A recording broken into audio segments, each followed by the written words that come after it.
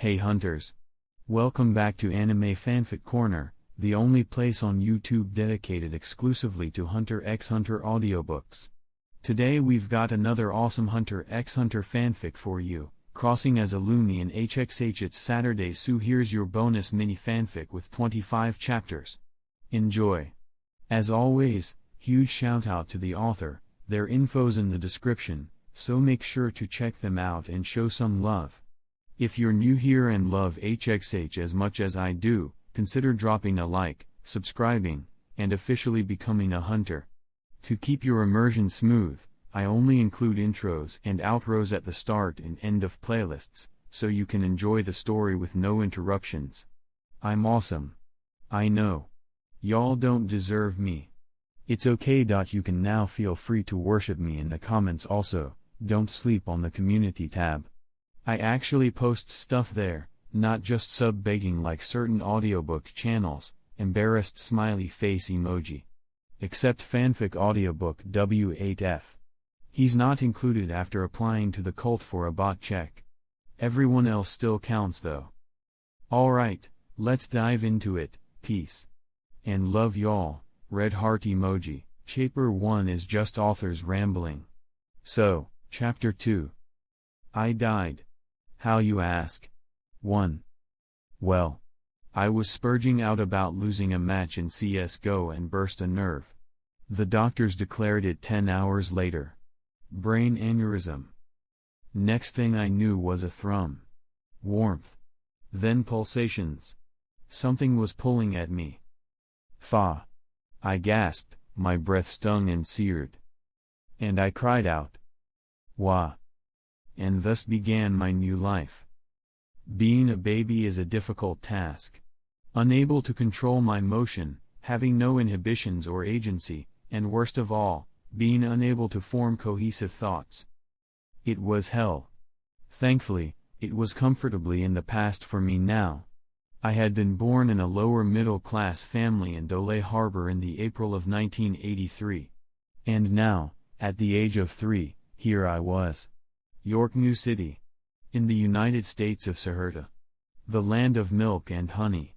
And apparently, mafia as well. Here for the first time I realized. This wasn't the Earth I knew, and I wasn't in Kansas anymore. Originally I had thought I was just in some weird African country. But nope, this was the world of magical beasts, world-altering dangers, wish-granting parasites and psychopathic nen monsters. This was the world of Hunter x Hunter. Phew. As I reached my new house, in the slums outside York New City, my calm facade began to crack, leaving me hunched over my desk. I began to panic, my chest seizing as overpowering waves of nausea and fear hit me like fucking truck-kun hits a trashy sekai protagonist. Alright. Breathe in, breathe out. Breathe in, breathe out. Let's calm down.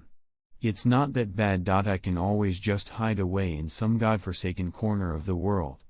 I am not going to die. I am not going to die again, I said to myself as I let out a deep breath.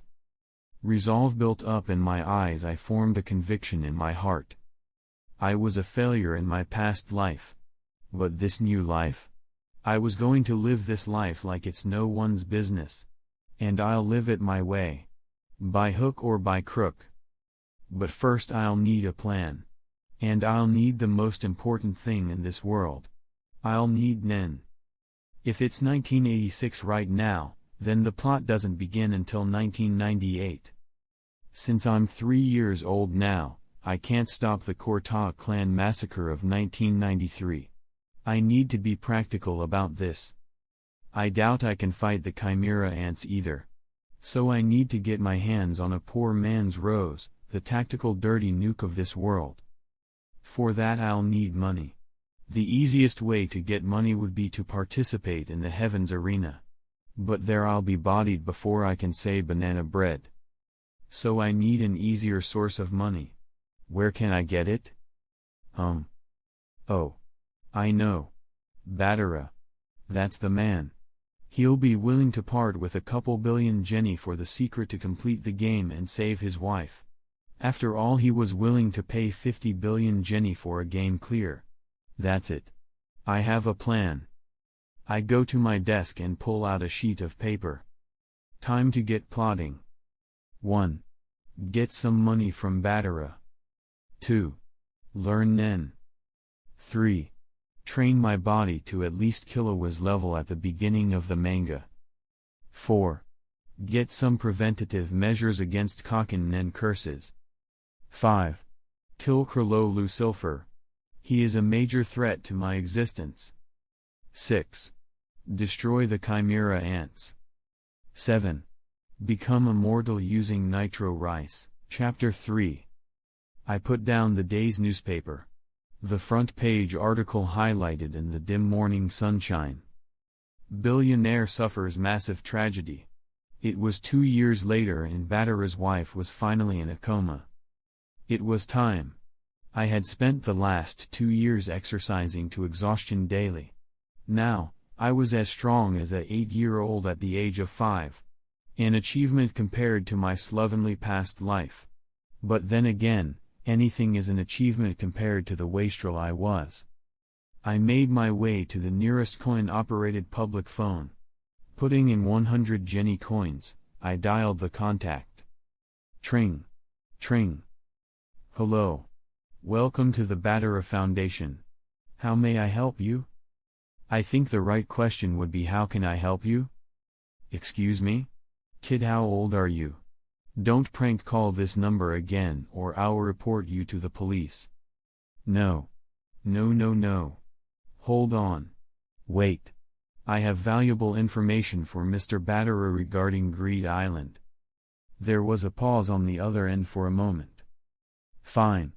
I'll transfer your call to the security division. Hold on. A jolly tune began playing as I waited on the transfer. Soon a voice came from the other end. Are you for real? Absolutely. I know how to clear the game. I also know what card you need to save his wife. But I'll only speak to him face to face. If you find anything suspicious, you can always bury my corpse somewhere in his vast estate. Fine. Send your address. We'll pick you up by the end of the day. Thank you. My pickup should be scheduled at 6 p.m. today. I'll be at the Municipal Park's east entrance. Ask for the password. It's Boogeyman. Understood. Time to put my plan into place. I go into the nearest convenience store and buy a couple of packs of Rochester Choco Balls. Getting back home, I had a more monumental task in front of me. Convincing my parents to let me play in the park at 6 p.m. in early autumn. Moon. I jump and hug my mother. What do you want? She says, immediately seeing through my ruse. Moms are truly terrifying. Can I go play in the park today? Sure, but only after you complete your homework. But Moon, all my friends are gonna go home then. I sour my face and complain. No. Let them go back home. Yuzan always finds someone else to play with. Complete your homework first. She insists. Bingo. Just what I wanted to hear. Now if I am late I can just blame her for insisting on me finishing my homework before playing. I return to my room and take out my finished homework. Closing the door, I decide to take a small nap before the inevitable clusterfuck about to ensue this evening. Yawn. I set my alarm for 5 p.m. and fall asleep. I awoke to the ringing of my secondary alarms. I look at the time. 5:35 p.m. Fuck. Fuck fuck fuck fuck. I am late. I rush out the door and stumble down the stairs towards the park. I dash across lanes of oncoming traffic as a car almost hits me. Hey! Watch where you're going, brat. The driver cries out. I look at the man in question. He is a tall man with long drooping white eyebrows and a robust beard. I immediately recognize him. Says Gara. I lean into the window and whisper. Boogeyman. A look of realization flashes in his eyes as he turns to look at me. Get in. He sighs. I jump in through the open window and tell him to get going. So, you're the source? He asks. Yep. I reply, popping a choco ball in my mouth deliberately in full view of him. He doesn't question me anymore as we drive to the airport. I am led into a parked airship as the staff bow down to my escort. There in the airship I see him. Gaunt, exhausted and grief-struck. Mr. Batara. I extend my hand in greeting and he meets me likewise with a weak limp one. I almost pity the man. Losing the love of his life the day he was willing to give up everything for her. What do you know and what do you want? He asks. Oh. Straight to the point, eh? I like it. I have 5 pieces of information and I want 4 things from you. I'll give you 1 piece of info for free out of sympathy for your situation. And what is that? He asks. The final prize for clearing the game is a box which will allow you to bring out 3 of the cards used in the game. One of those cards could help you heal your wife. Now what do you want? For the rest of the info, I want you to do 4 things for me. 1. Awaken my Nen. 2. Give me 20 billion Jenny. 3. Get me a poor man's rose. 4. In the game clear prize bring me the 2 cards I describe. So you even know about Nen? How? Cesgara exclaimed. Everybody has secrets, Mr. Cesgara. I reply. At once he is behind me, hands on my neck, leaking enough killing intent to even alert a noob like me. Who do you work for? He growls. I work alone. Now put your hand down or I walk, I commanded. Let's just torture him. I'm sure he'll crack soon enough.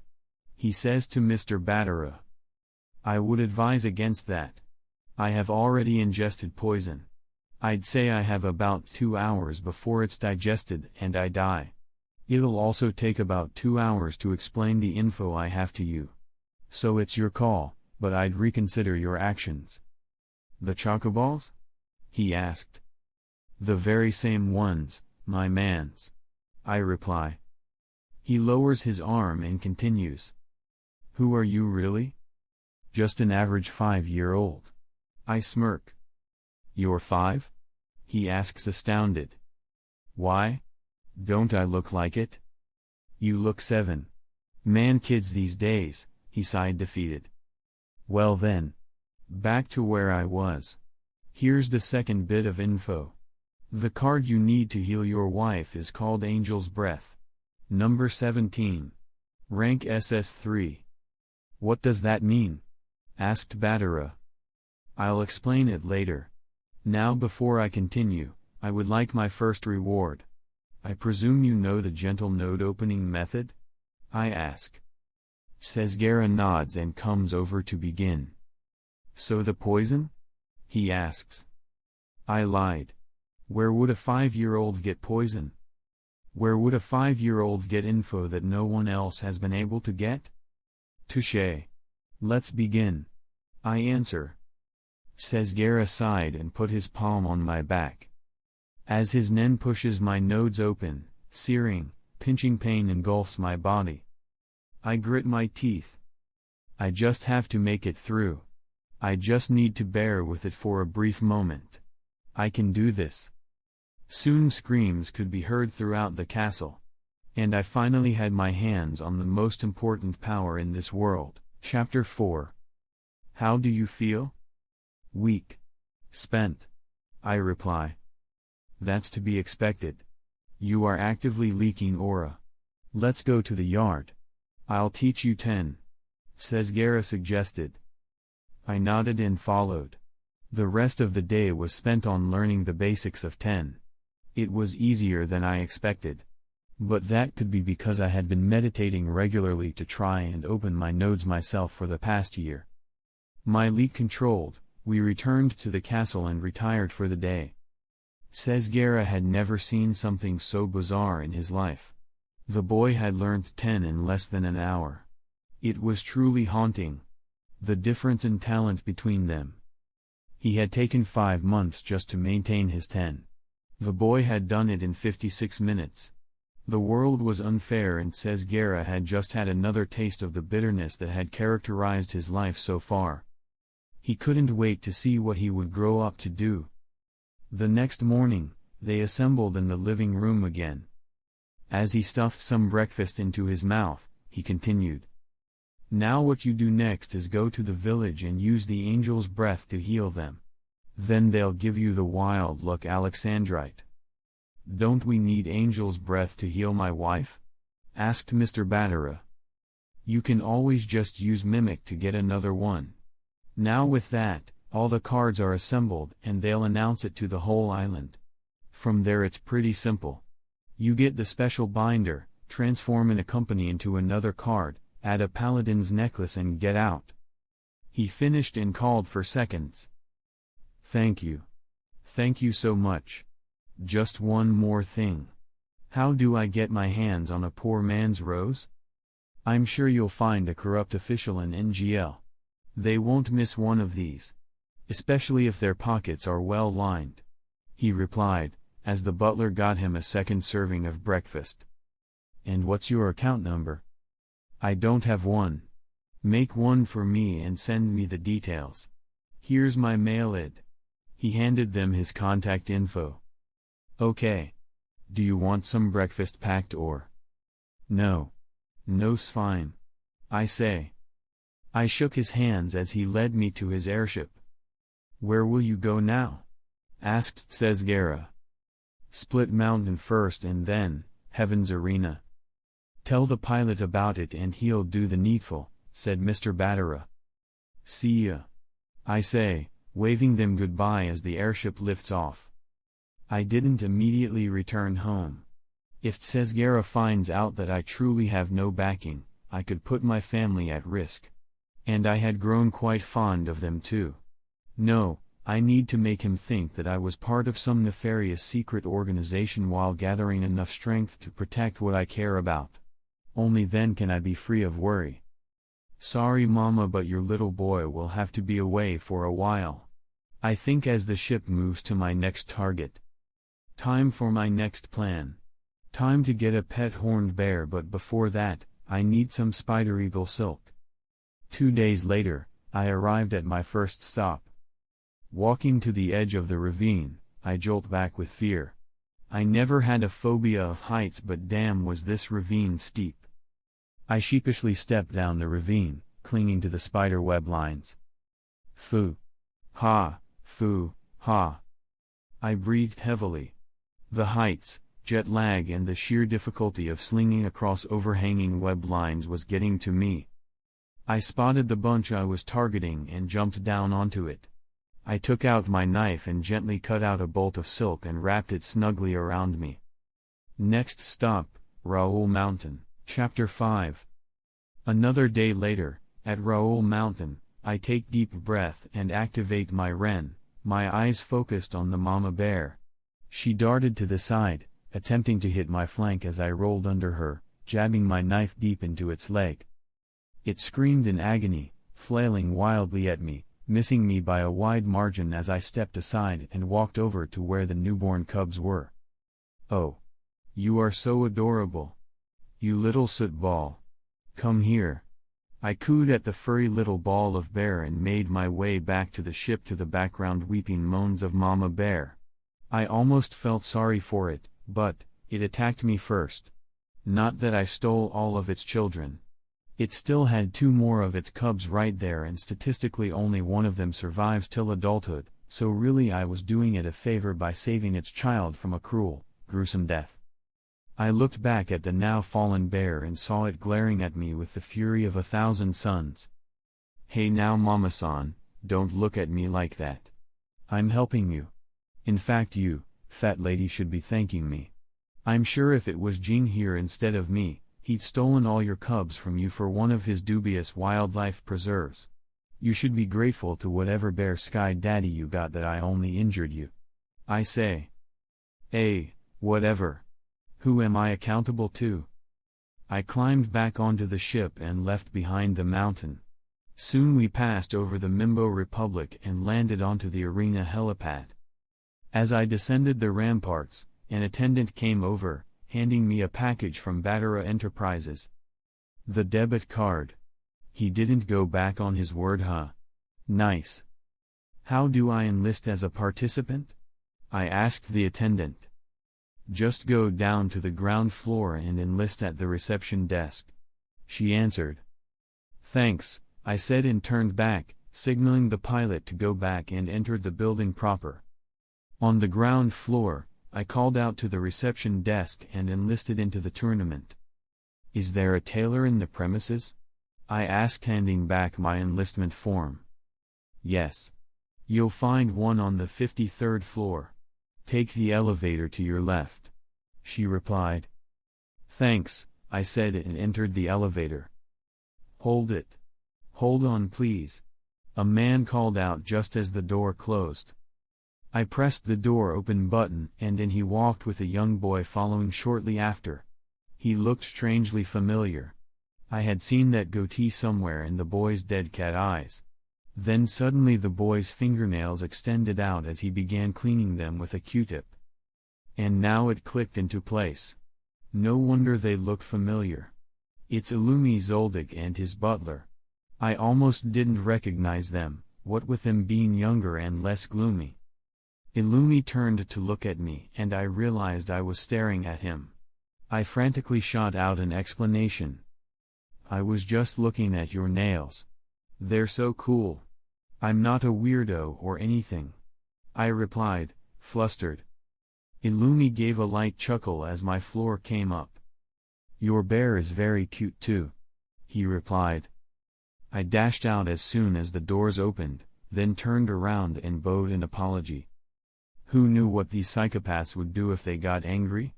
I'm not strong enough to survive a fight with them. They just gave me an awkward smile as the elevator moved on. Once I knew that they had moved on, I let out a sigh of relief. Could have almost died back there. Now calmed, I looked around for the tailor and spotted the shop in the corner. Entering the shop, I was greeted by the pleasant smell of fresh lavender and sandalwood. I took a deep sniff as an attendant walked up to me, looking as if to kick me out. Kid, are you lost? This isn't a shop for people like you. I looked down at my clothes, now in tatters from my fight with the bear and the climbing and such. Huh? No. I have money, I say, showing him my platinum executive debit card. Oh. Sorry about that, sir. Right this way, he said. What a 180 degrees heel turn.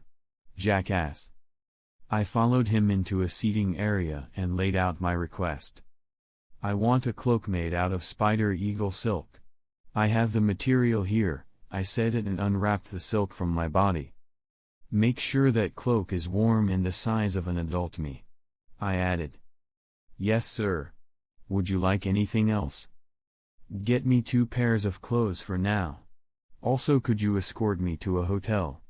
I need to arrange some accommodations. Sure sir. Just a minute. Once I had paid for the clothes and room, I retired for the night. Tomorrow I was going to be in my first real fight. I had to be well rested. I kissed my pet bear good night and tucked him in beside me. And then I drifted away from wakefulness. Chapter 6. Just stay here and watch, okay baby? I tell Aroma, my pet bear, petting his tiny fluffy head. It whined cutely and snuggled into my lap. I was almost tempted to name him Mr. Fluffles.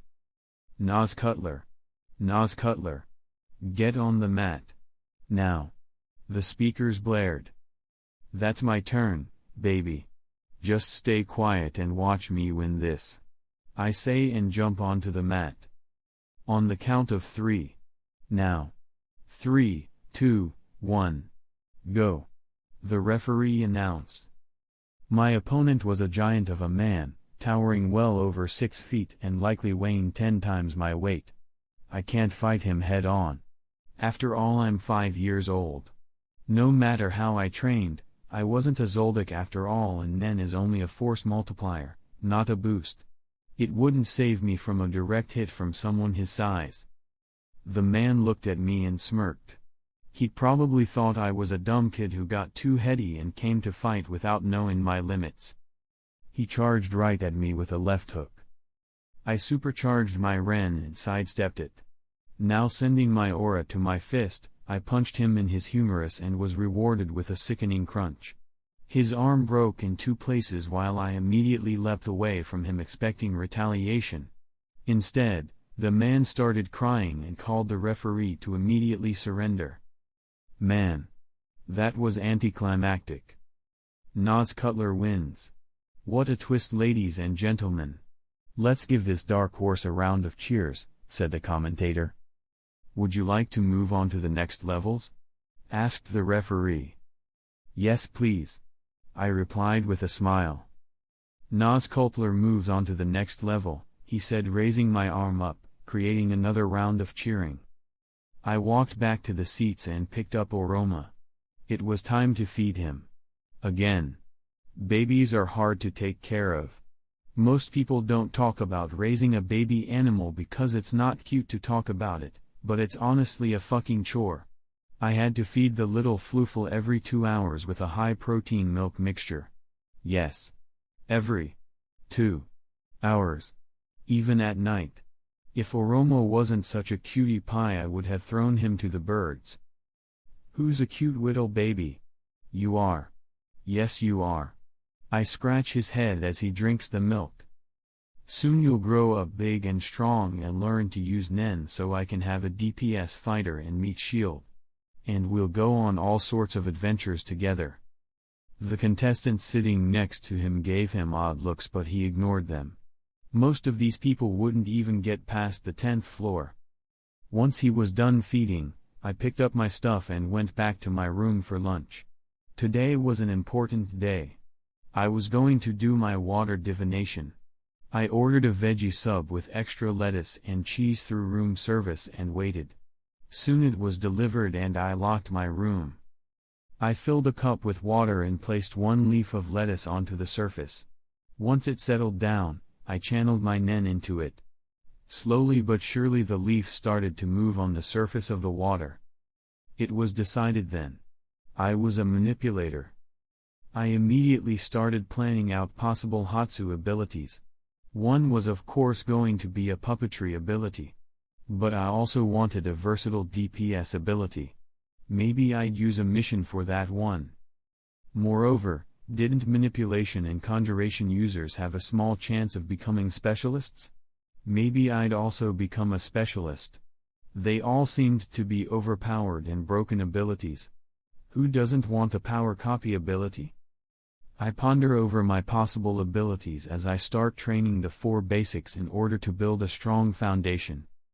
Manipulation works well if you use something you are most familiar with, like Illumi and Shanark's needles, Morel's smoking pipe and Squala's dogs. And what is more familiar than my own hair? Maybe I can create a hair armor or shoot my hair out. No, actually I would rather not be bald after each fight. I sighed. It was going to be a long year. Chapter 7. It was 4 years since I told Batara the method to clear the game, and finally, he had done it. Sesgara returned triumphant, bringing with him the aforementioned cards, Paladin's necklace, a company, and most importantly, Angel's breath for the comatose wife. The papers were having a field day with her miraculous recovery and the motif of lasting love that conquers even death. Ha! What crap! I retorted. On my side, I have grown up a fair bit, and so has Aroma, but by far the greatest increment has been in my Nen ability. I could now hold my Ren for up to an hour. Not only that, I had also mastered the advanced techniques of Shu, To, Ken, Gyo, and Ryu. I had yet to master N or N, but I'd soon be on it. The best part of it though was my aura flow being smoothed out significantly. So much so in fact, that I looked like an ordinary person, if someone didn't examine too closely using Gyo, that is. After all, the best disguise isn't the unseen but that which is hidden in plain sight. And I was gonna need all the aces up my sleeves if I want to face off against the most powerful Nen users in the world. The Phantom Troop. Aroma had also awakened to Nen with my help, and contrary to my expectations, his Nen type was actually transmutation. Not that I knew how to train a bear in the transmutation of its aura. One thing I did realize was that I was nowhere nearly as talented as Gon or Killua. My talent with Nen lay somewhere between Morel and Sesgera. And while I was above their level of Nen, this was only after 4 years of practice. Kurapika did it in 6 months. Gon and Killua did it in 2 years even without much effort. Today was the day though. The day I climbed up to the 200th floor. Today was the day I put my Hatsu ability to test. I brought Oromo with me as I made the momentous climb. I was confident. I wouldn't lose to anyone. I went up to the reception desk and asked, "When can I fight next?" "That depends. If someone is available to fight." "Hold on. Let me check. Only one person is available today." "Great. I'll take them," I reply. "No. You don't understand. They're a floor master. I don't think it's a good idea to fight a floor master on your first day up here, kid. No offense, but they're a floor master for a reason," she objected. 2. "It'll be a learning experience." "Get them down then," I insisted. "Hey babe. You got someone scheduled for me?" came a loud voice from behind me. I turned around to find a young man no older than 14 strutting his stuff like he owned the place. "Sir, there is indeed one person available, but it is a new contestant here. I don't think you'll like it." "Ayo, I just wanna rumble baby, don't matter who it is," he replied. "Well, it seems I found a willing fighter here. Just schedule me with him." "Yo pipsqueak," I said, "anyone but not babies. Geez. Go back and get some more of yo mama's milk and yo before you think to get at me. I'm almost insulted," he replied. "So, you're chicken huh?" I taunted. "Who you calling chicken, you peashit pasty boy? You wanna go 6 feet under pronto?" "Sure. Get in the ring. It's your funeral. If I don't down you today my name ain't Larry O'Reilly," he screamed into my face. "His name is Larry." I'm gonna die of laughter. "No. No. Hold it in. Hold it in," I think as I hold back my laughter. I just returned a smirk and looked at the receptionist. "Fine. It's your choice, kid. Remember that," she said, before pointing us to the ring. I shed my jacket onto Aroma and stepped into the ring with Larry following soon after. As soon as the referee started the countdown, both of us flared up our ren. I plucked out a hair from my head while pretending to scratch an itch and got ready. Time to teach this blonde little shit a lesson in humility. "Say O'Leary, what happens if you lose?" I jeered at him. "It's O'Reilly and I ain't the one who's gonna lose, pipsqueak," he said, hopping back and forth. "Kickboxing huh? That's predictable as fuck." The moment the referee gave the go, Larry blurred out of sight at a blinding speed. A voice rang out from multiple angles immediately. "Face my power, baby. Sonny Blitz." I had a bad feeling about this and immediately ducked, only to see his kick fly by where my head just was. I twisted on the heel of my foot and whirled around to face him, at the same time charging the plucked hair with Nen and letting it rip out of my grasp. By the time I came face to face with him, he once again sped out of vision. But this time I was prepared.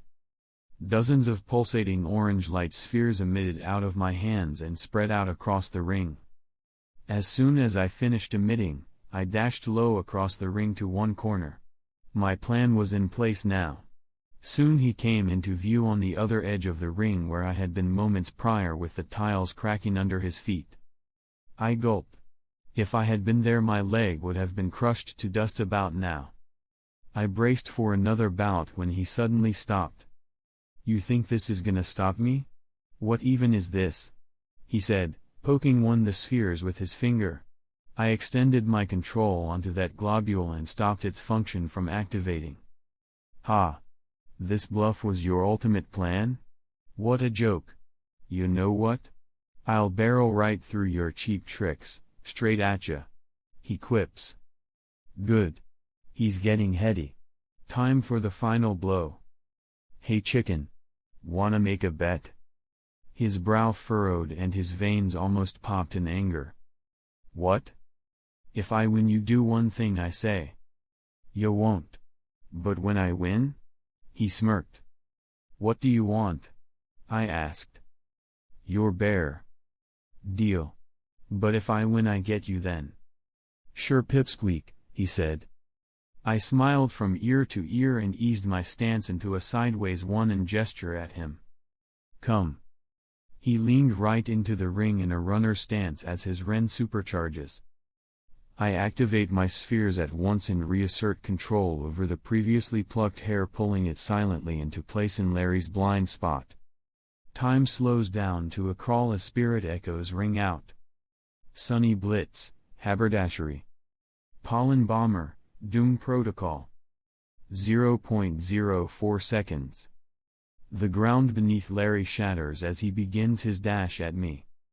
0.27 seconds. The pulsating spheres of light strike down into Larry's path, exploding and draining at his Nen defenses bit by bit. 0.45 seconds. Larry arrives in front of me and prepares his right hook only to see a smile on my face. 0.56 seconds. My plucked hair rips past his weakened defense and right into his nose. 0.61 seconds. My secondary Hatsu activates. Hairy Jack. If a hair from my head is in the body of the target, I gain control of their action for 3 minutes. I'd added the restriction of both activation and duration to make sure it was strong enough to be irresistible to most people. After all, more restrictions equal stronger Nen. Especially if they've been implemented from a position of weakness. 0.63 seconds. Larry's fist stops millimeters short of my chin as I take control of his body. 0.77 seconds. A look of abject horror spreads across his face as he realizes what happened. 1.0 seconds. The spirit echoes end. Our perception of time returns to normal. The crowds descend into silence for a moment as they comprehend what just happened before I push Larry off the ring in one smooth sweep. But not before I give him the atomic wedgie. I hear gasps from the audiences, but who cares? They wanted a show, I gave them one. Insert gladiator.gif. Cheers break out across the peanut gallery and the referee declares the match. Nas Cutler wins, Chapter 8. As I walked back to my room, Not Larry ran up to me and grabbed me by the shoulder. You coward. That's no way for a man to fight you, pussy. Fight me one more time, man to man. With your fist, he insisted.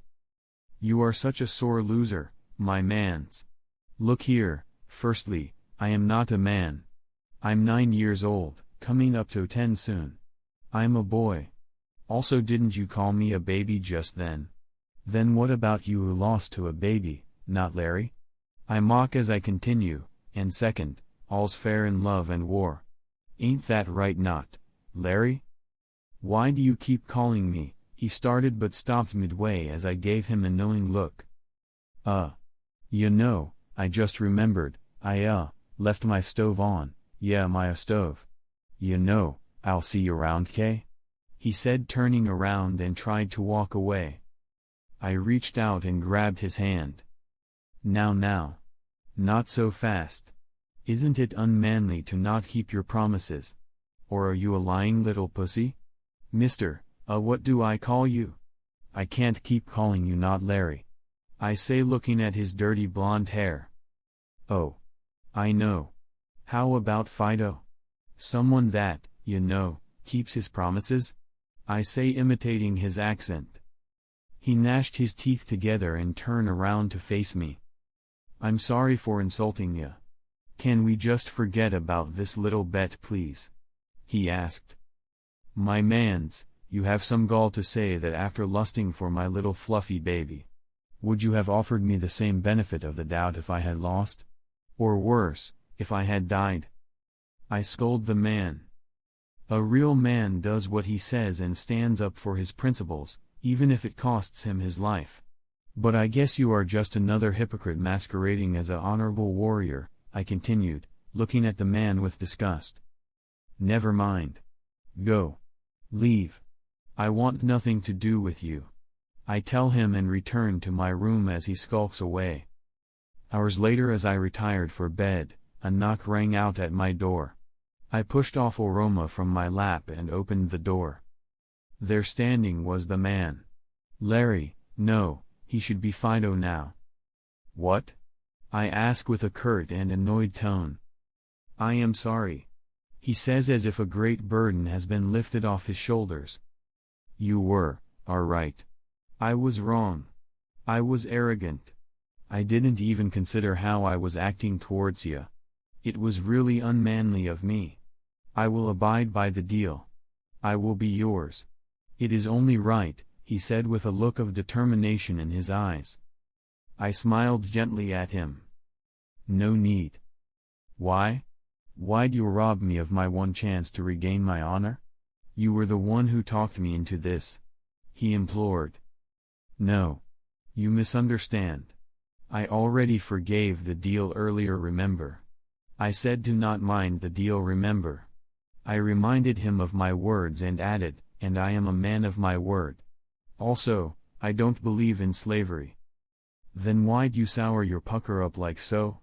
He asked. Well, if I didn't push you about it, would you have willingly achieved humility? Let go of that massive ego of yours. If I let you off the hook easy, you'd have never learned to stand up for your principles, would you now?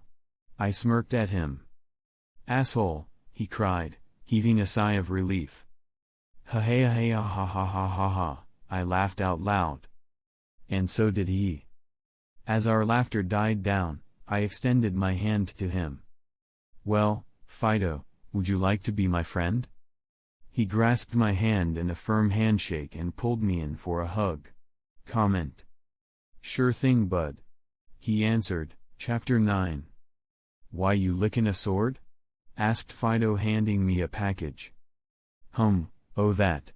I was thinking, since Nen relies of impressions and emotions, I could create a curse by having a couple of restrictions and a very strong impression. I reply. So you're licking that sword to create a curse? Well, if you put it like that, anything will sound stupid. But yes. It is only one part of the process though. There's more to it. That's why I sent you out to buy that tobacco and rolling paper. How's that even make any sense? He asked. It had been a couple of months, and after a lot of language lessons, he was getting along well at speaking legibly. He didn't lose his accent, but that's just baby steps. It'll make sense when I'm done. I answer. So is that all you'll be doing today? 'Cause I thought we were leaving for Nancha? Yeah. We are leaving, but not till late in the evening. I'm expecting another package. You sure though? This could just be a wild goose chase up nothing alley and we'd be down a bunch of jennies. I am sure of it. The Phantom Troop will attack the Korta clan soon. We can't save them, but at the very least we need to warn them before the unthinkable happens. And I can't very well call them since they live in the middle of bumfuck nowhere, acting like it's still the 16th century. Thok. Suddenly there was a knock on the door interrupting them. Fido opened the door and looked inquisitively at the delivery guy. Mr. Cutler? He asked. Here, I said. After accepting it, I immediately packed it into the awaiting luggage. What's that? Asked Fido as Oroma sniffed at it curiously. Oro, baby, don't touch it. It's dangerous, I said. Turning to Fido I asked, lunch? Sure. He replied as I sheathed the sword and locked the door behind me. After lunch, I packed up and took my luggage to the reception and got it delivered to the ship. One last thing before we leave. I need to buy a camera. You take Oro to the ship. I'll join up in a bit, I said to Fido and made my way back down the complex to the electronics shop. Welcome to Sungsum Electronics. How can we help you today? Said an exhausted worker in that sing-song tone that seems to be killing him from within. Retail is the same soul-crushing shit no matter the world, I see. I'm looking for a camera. Compact. Strong against damage. Preferably good quality. Price is no bar, I said. What purpose do you intend it to serve? The man behind the counter asked. Let's say I'm standing about a kilometer from a fish eagle and I want to take a picture of it alone in clear focus. Like a faraway portrait. What camera would be the best for it? I specified. We have 2 cameras that meet that criteria, he said, hauling 2 boxes over. This one is the latest Sungsum 76CL model point-and-shoot with a zoom feature and telescopic lens, he said, pointing to the compact palm-sized camera on the right, and continued, and this is the Detronome Stargazer 2 with 3 lenses included. It's multi-purpose. Very versatile. But it requires some time to set up and practice to use. In my opinion though, it is the best camera on the market today. I would suggest. I'll take the Sungsum one. I interrupted. Sir, I really think. He protested. No need. Pack it up. I added. Soon I joined my friends on the airship and signaled the pilot to get going. So, what's in the box? Asked Fido. Some explosives, and an incredibly rare piece of jewelry. Among others. I replied and took out my playing cards. Up for a game? I asked. Why not? What about you, Oroma? I asked the bear who handed out its paw to take his hand of words. 2 days till the massacre. I thought, I am definitely going to stop them. I am not powerless anymore. Yup. I can do this. Chapter 10. As we flew over the small city, I took out my camera and started scouring the streets for any signs of the Phantom Troop. As we neared the landing zone, I spotted a huge figure walking out of a cafe on the main street. I immediately zoomed in on the person. It's Franklin. Yep. It's the Phantom Troop. They're here. I say to Fido as I point at the guy. Suddenly I feel a murderous gaze on me, sending a chill up my spine as Phaeton exits the shop behind Franklin. Phaeton felt someone spying on them. But he couldn't point out where from.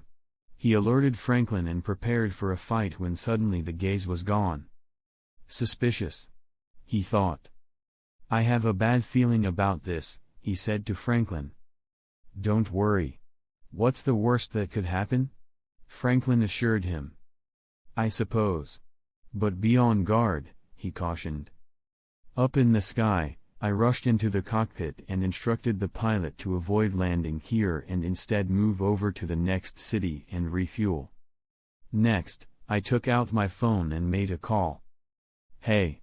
Mr. Nas. Where are you? We were supposed to meet 10 minutes ago. Hello, Sheila. I spotted the Phantom Troop. They are here. Get out of there and meet us outside the city limits in an hour. I looked out the window to spot a landmark and noticed a valley running parallel to the highway. Near that valley, you know the one? Yes. Okay. See ya. She replied. All right. Fido, Oro. Let's go. An hour later, the airship descended from the sky to hover a dozen meters of the ground as a ladder dropped down. Sheila activated her wren and jumped up, catching the ladder. Once inside, she guided the ship right into the heart of Luxo Forest and straight to the Korta clan village. Are you sure it's the spiders? She asked. Yes. Here, take a look, he said, showing her the camera reel. Blood drained from her face as she recalled the atrocities committed by the troop. She couldn't allow that to happen here. As the ship arrived above them, the clan members all gathered outside watching the strange phenomena that they were likely witnessing for the first time. We jumped down into the village center and called out for the chief. Why are you here? Outsiders are not welcome in our village. Chief. There's an emergency. I wouldn't have come here otherwise. A notorious group of murderers is out to get you. They want to sell your scarlet eyes on the black market. They are already here, in the next town over. They'll be on you any day now. Evacuate the village. Immediately. The chief looked at Sheila. It's true. I saw them too. We need to leave. She added. What's to say you aren't lying? Maybe you are the ones trying to steal our eyes. We can't just abandon our ancestral home because of rumors. Even if you're right, we will fight to protect our families. They can't kill all of us. They quite literally can. You don't get it, you old fuck. All of yous will die, cried Fido as he got up in the man's face. I held him back and unsheathed my sword. The chief went reeling back as the men surrounded us. Whatever you're thinking of doing, don't. Put down the sword. One of them warned. I strode up to the man with my sword and swung it the other way around, handing him the hilt. Keep it. And stay with me. If at any point you feel that I am being deceptive, feel free to shove it down my neck. Capiche? Now get yourselves into the airship. And trust me, please. I don't want you to die unnecessarily. I say, looking him in the eyes. The chief slowly walked out back into the village center. Fine. We'll trust you. But only take the women and children first. We will stay here and fight. If we run away today, we'll never be safe. We need to end this problem this time, he said. They are too strong for you. You won't win. I tell him. Then we'll die fighting. We're not cowards. He replied. It's your grave then, I suppose. I sigh. If you win, we'll be sheltering them in the valley 7 miles north of Nancha. Come and meet us there. I added. Understood. Thank you for looking out for us, he said. Of course. It was the right thing to do. I reply. As we lift off, I look back at the village one last time. We never see them again, that much was for sure. But I wouldn't have been able to change their mind anyway. It's better this way, I told myself. But I knew. I knew it was because I was weak. Because I was too weak to confront the troop on my own. Because I was too weak to control them all with my Hatsu. And I hated it. I hated myself. I looked at Fido. He too looked to be reflecting on the day's events. Maybe I'd need to assemble a team of my own to fight monsters like them. Chapter 11. Over the past 6 months I had learned and incorporated N and N into my Hatsu. Now it had come in handy as I felt 13 presences enter the range of Pollen Bomber. The troop was here. I touched the card in my pocket again. It was insurance if this situation went south. Don't bother hiding. Show yourselves, Phantom Troop, I shouted. Oh ho ho. Someone here is skilled at Nenha. Omokage commented. The troops showed themselves in the light of the multiple campfires lit around the perimeter for vision. I spot one of the presences hiding behind us on a crag. You too, Shanark. I see you. I say. Aw man. He cries, his eerie smile never leaving his lips. The clan huddles behind me holding each other in a tight embrace. Your people. They put up a fair fight. Well, maybe not that fair. Some of them squealed immediately when Phaeton peeled their fingernails off. But it was fun, said Uvagan, throwing the severed head of the chief onto the ground in full view of everyone. Shrieks and sobs broke out among the clan's people. Can't you just let us go? I ask. Why should we? Replied Krilo calmly.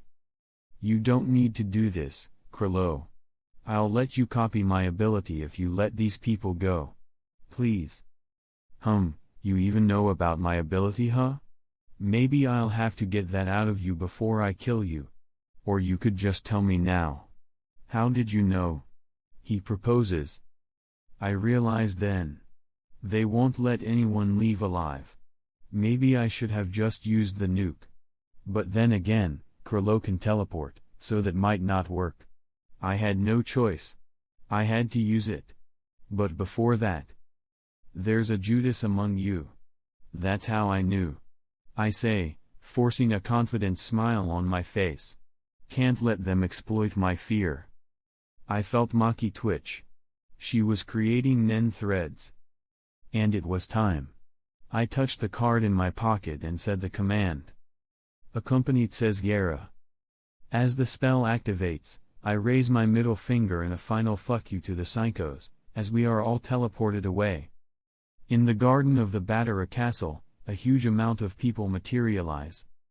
Battara and Sesgera greeted us with a smile as the servants hand out warm towels and water to the now refugees. When you told me to stay in the garden and prepare to help some people, I didn't think it would be so many of them, exclaimed Sesgera. Well, there were more of them but, I say, showing him the chief's head. Who did this? Battara asked. The spiders.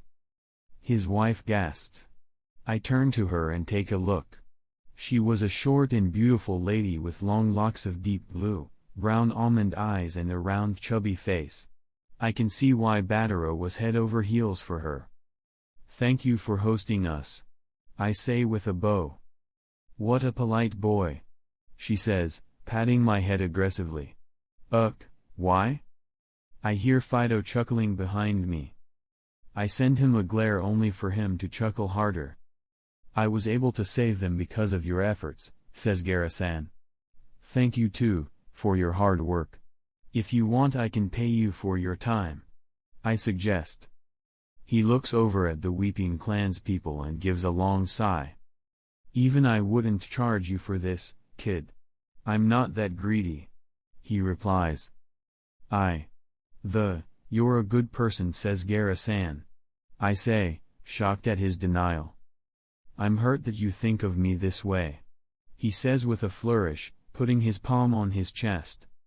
I smile, and relief hits me in waves as the adrenaline wears out, and I fall to the ground, exhausted from maintaining my Hatsu for over 10 hours. Chapter 12. I awoke with a gentle curl of my toes. Good morning baby. I say reaching out to pet Aroma, only to find mattress. I jolt awake. This isn't my room. I panic. My Ren flares up before I realize. Oh right. I came to Battara Castle. I get out of bed and go about my morning chores. As I leave the bath, a knock sounds out on my door. It's probably Fido and Oro-chan. Come in. I say. The door creaks open to reveal two boys my age, sheepishly entering the room. I know these two. It's Kurapika and Pyro. Good morning. I greet them. Thank you for saving us, Naz-san, says Pyro. Why? Why did you risk your life to save us? I heard from Sesgera-san that the spiders are the most dangerous group of criminals in the world. You could have died. So why? Kurapika asks, choked with emotion, his eyes turning blood red. Kurapika. Pyro objects, embarrassed. Why huh? Why indeed? Maybe because it was the right thing to do? Or maybe because I believe that everyone has the freedom to live a full life. Or perhaps I just hate the troop. But if I had to put it in one sentence, it would be because I wanted to, and nothing else. I never cared about morality or what's good or evil. I just do what I want to do. And that's exactly what I did. No more, no less. I answer. The boys are shocked for a moment as they comprehend what I just said. A moment later, Kurapika continues, Naz-san, that mysterious power. Please teach me. Teach me to fight. My father. He stayed back to fight those monsters.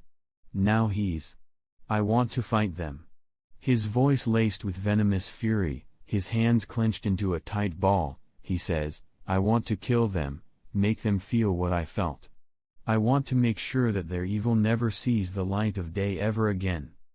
I smile as I look at Pyro. Do you want to learn it too? But I'm blind. I can't fight. He retorts. Bullshit. Excuses are the crutch of the weak. You are standing at a crossroads, pal. Choose to back down, walk away, and you'll remain weak, vacillating, kneeling your whole life, or you can choose to fight, even against desperate odds, even if the whole world is against you.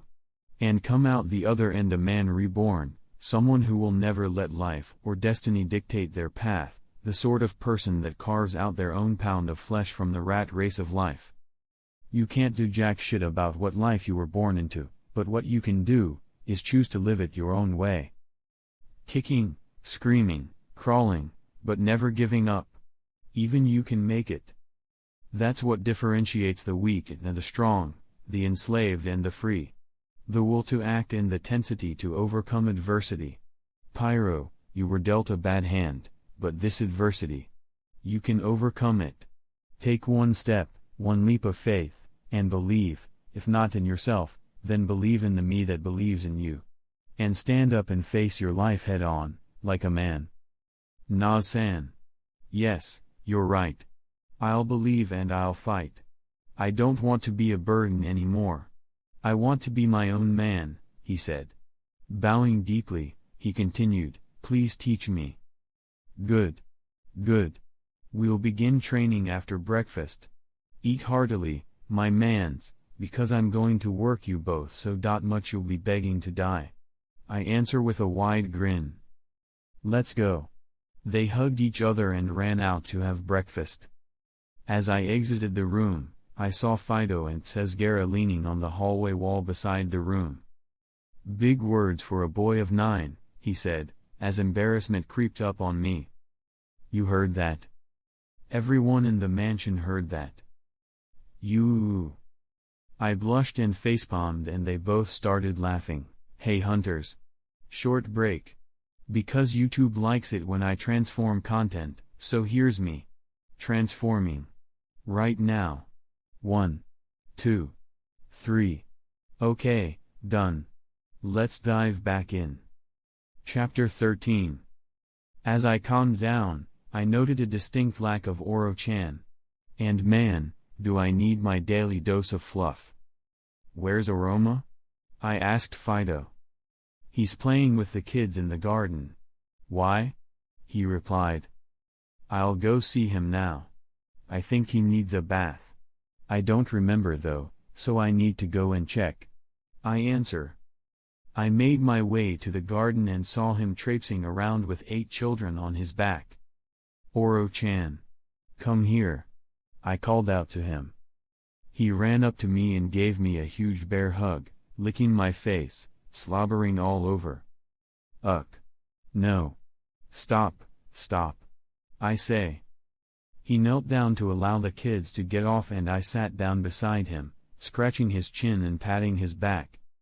Ah. You're so soft. And fluffy. You're just such an adorable fluff nugget. Aren't you? You woo. He cries happily.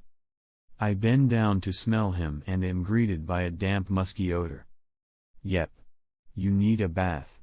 I say as he suddenly twitches alertly and darts away. Hey. Come on. It's not going to hurt. I'll even use warm water. Ro, he whined. Don't be like that. You're a big boy. You're not afraid of baths. Come here. I say slowly closing in on him. Grrr, he growled. Oro-chan. Phone. He runs away. Oh goodness. This is going to be a whole chase, isn't it? I say looking back at Fido. Don't look at me. He's your bear pipsqueak, you take care of him. He replied. At least help me catch him. Nah. I'm sure you can handle it. Ha. I sighed, and channeled my wren as I darted after it. He rounded the corner around the castle garden with me in hot pursuit, before suddenly jumping through an open window into the manor and right out the front door. Damn it. I blurt out as I come to a halt and jump in after him. The front lawn opened into a bush maze. I bet he's in the maze. Sometimes he's too smart for his own good. I jumped up high and spotted him on the other end of the maze, bashing through a bush as his eyes met mine. He activated his own wren and jumped out as I circumvented the maze and rushed out towards the stables. Oh. The horses are going to be spooked by him.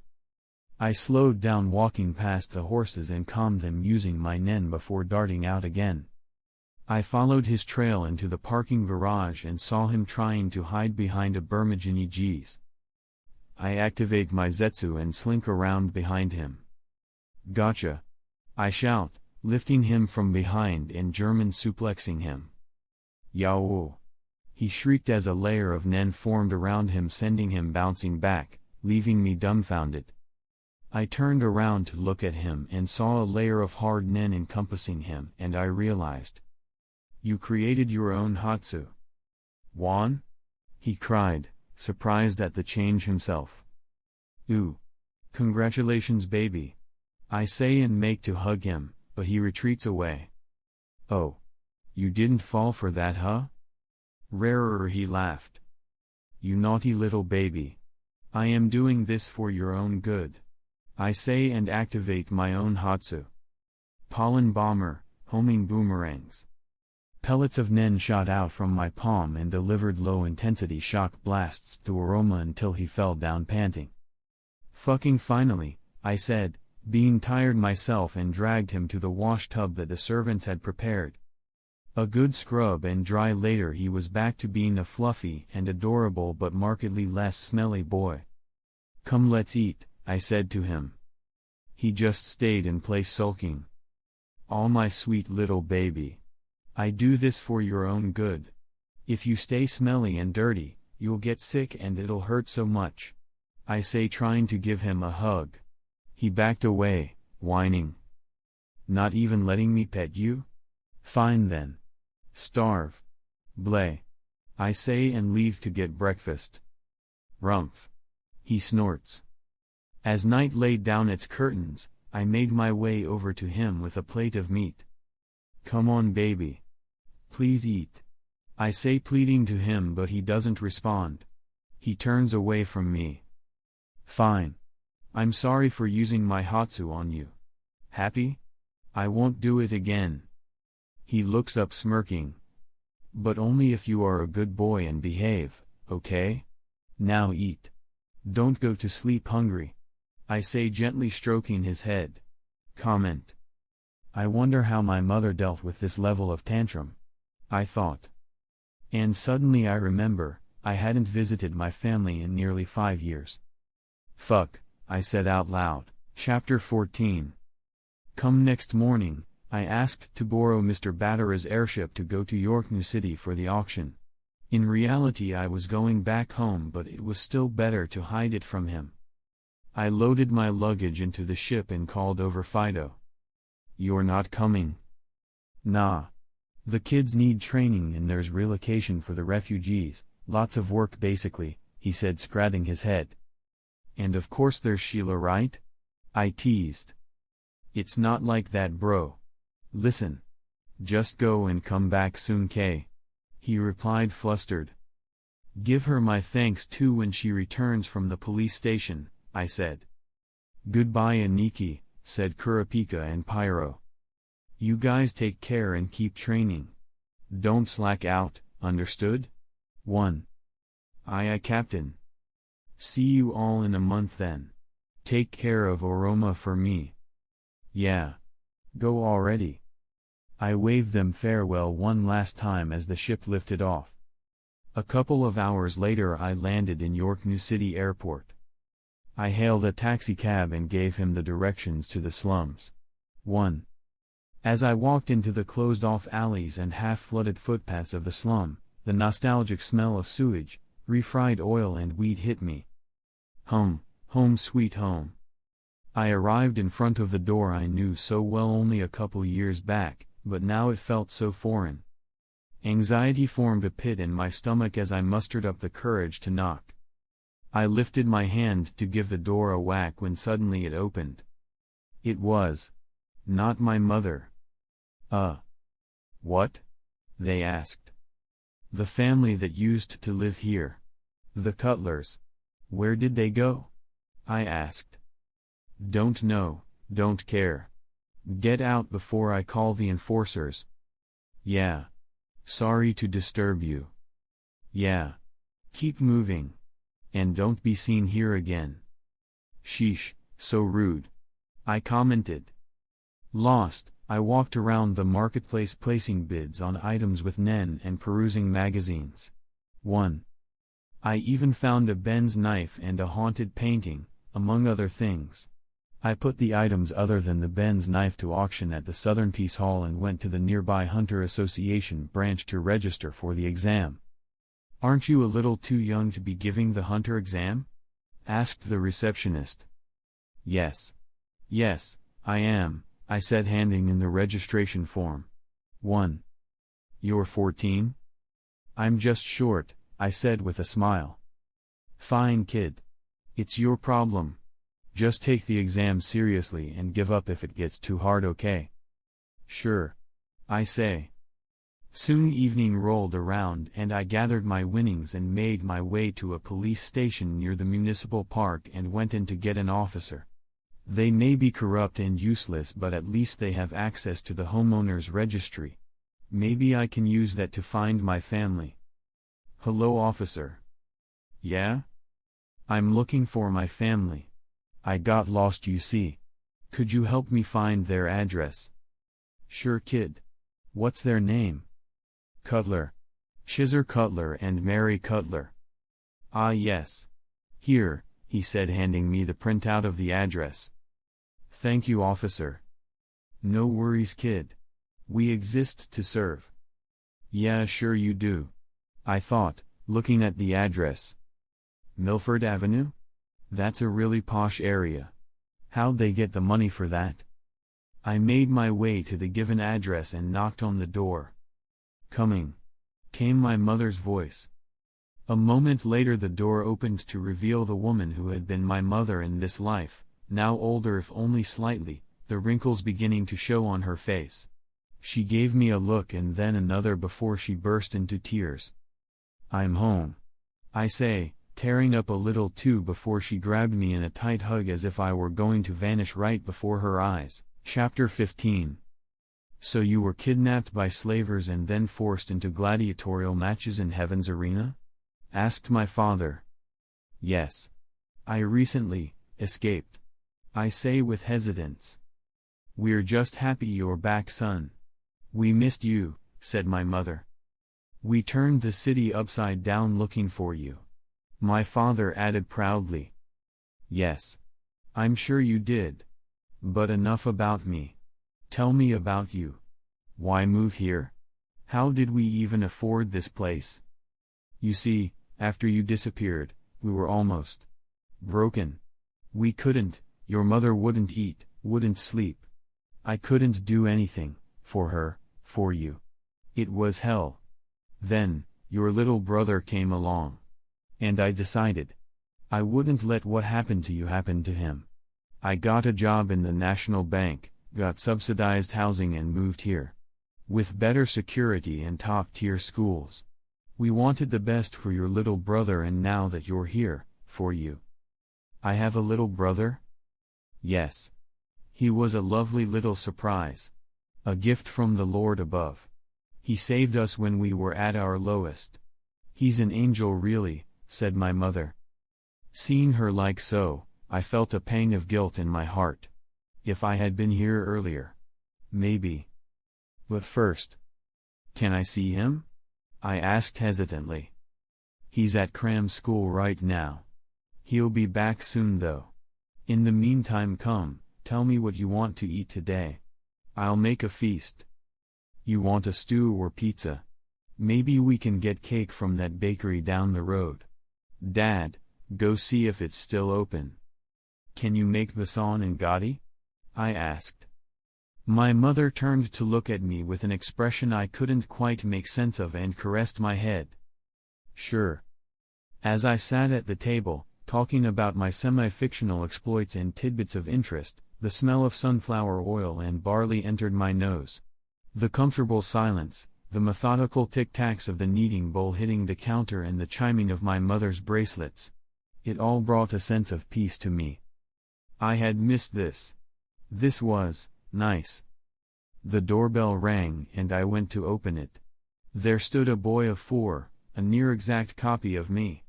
Just littler. He saw me and jolted in shock. "Oh, wrong house. Sorry to disturb you," he said, bowing, and turned around to look for what he thought was his home. I chuckled. "No. This is the right place. Come on in," I said. "Mama told me not to go into stranger houses or vans." "Sorry," he replied, and made to leave the vicinity. "No. I'm your big brother. Come on in." "My big brother is dead." "You are a liar. Mama told me that lying is bad. God doesn't like liars. You should repent," he said, pointing at me accusatorily. My mother had certainly become more religious since I had last seen her. "Hold on," I sighed, and called my mother. "Ma, could you come here for a minute?" "What?" she shouted from the kitchen. My little brother heard her voice and shocked looked at me in incredulity. "Wah," he stuttered before continuing, "you're in my house." I bent down to pat his head. "Yup. Now get in before Ma has to come out here." "Okay." He nodded and ran in and straight to his room. For the next hour he kept staring at me, silently, as I sat on the couch watching TV. I tried to talk to him only for him to hide away and return minutes later. As dinner time came around, he finally came out to eat.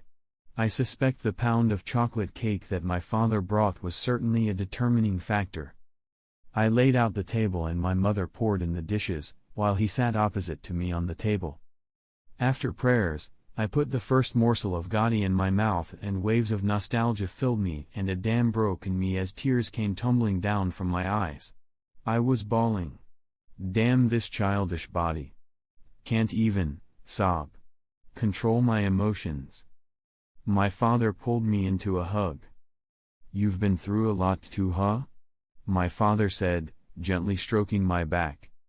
I could no longer control my sobs and broke down into full-on ugly crying. I didn't even know myself that I had missed them so much. I felt another, smaller hand pat my head. I looked down to see my little brother, half in tears himself, standing beside me, mustering up the courage to say something. Such a good child. I caressed his face and assured him.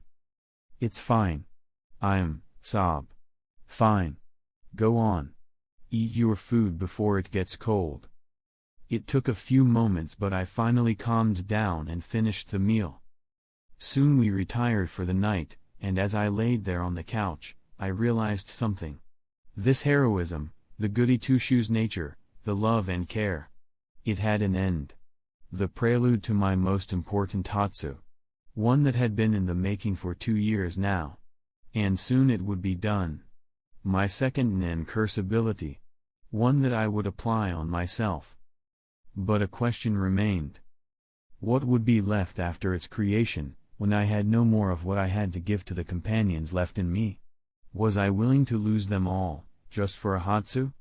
How would I reconcile this difference? I pondered the pros and cons as sleep took me. Chapter 16. After spending 2 weeks with them, I informed them of my prior obligations. To say that they were less than pleased would be an understatement. "You just returned after being away from us for so long. Why do you need to leave again so soon?" cried my mother. "Mama, someone has to fight these monsters, someone has to save those people. It is the right thing to do. But why do you have to be the one to do it? Why must my baby boy die to save the world? Someone else's children can do that. The army, the hunters, someone else. Not you. You're 10. A battlefield is no place for a child. Mama, if everyone thought this way, there would be no police or military to protect us. Very few people have the power to stop these criminals, and I am one of them. I have to do this. There are children younger than me fighting for their life out there. More than that, imagine what would happen if they came for you. Or worse, little Sable? What would you do then? I have to put a stop to them before they can hurt me, us, please ma, understand. I'll be back soon. I came back once, I'll come back again. I promise. No, sob, no you can't leave again. I can't lose you again, she sobbed as I hugged her.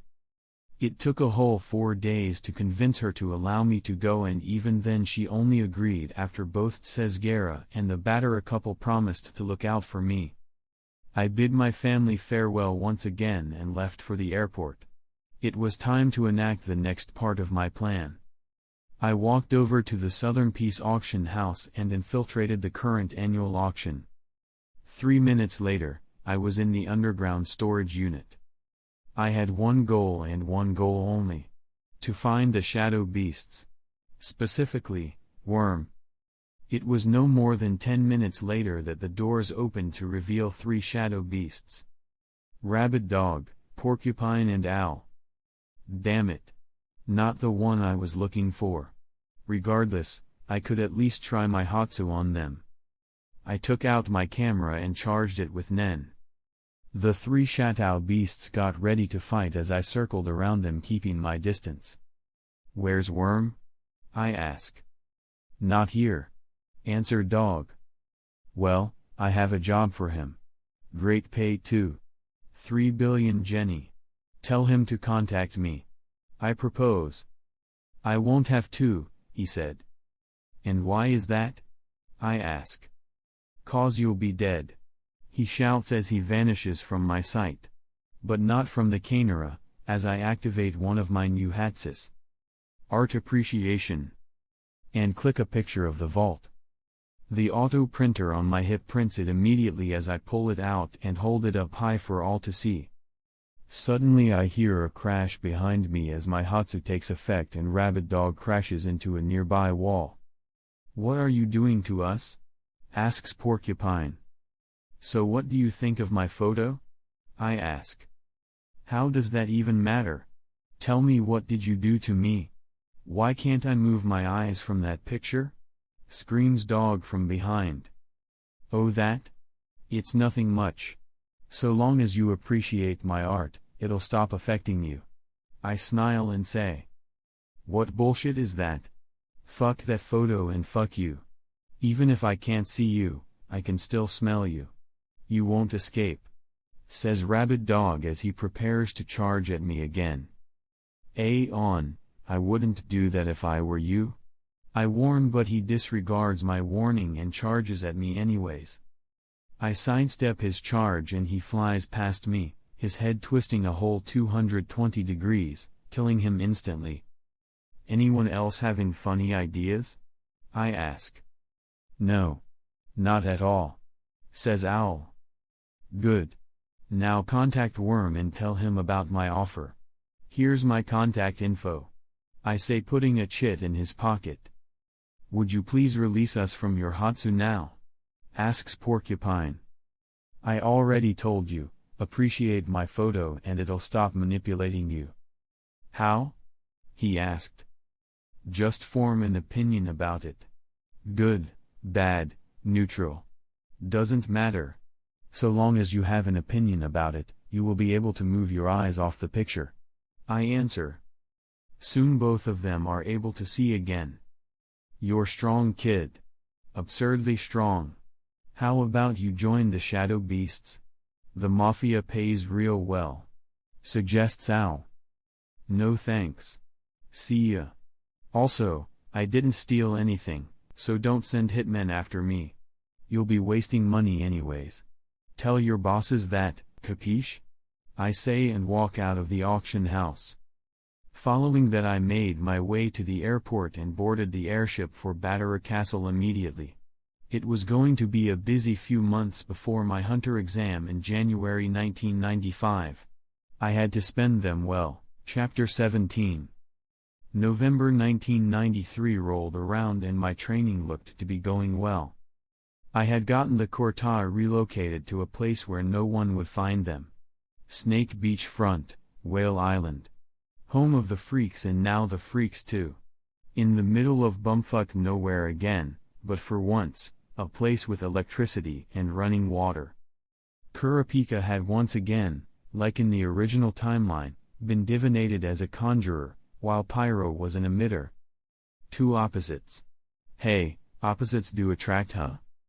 Either way, Kurapika followed the same path as before with Oathbound Chains and Emperor Time, while Pyro took inspiration from Maihatsu, Pollen Bomber, Seeing Eye Fireflies, to regain a semblance of his sight using N. His other Hatsu though? It was a gaseous emission affliction which slowly debilitated enemies and empowered allies, made to be stronger against the troop. We even figured out what Oroma's transmuted aura was made of, and of course it was what it was. Almost obvious even. His transmutation was to give his aura the properties of a mattress and keratin at the same time to form an unbreakable bouncy keratin armor around him.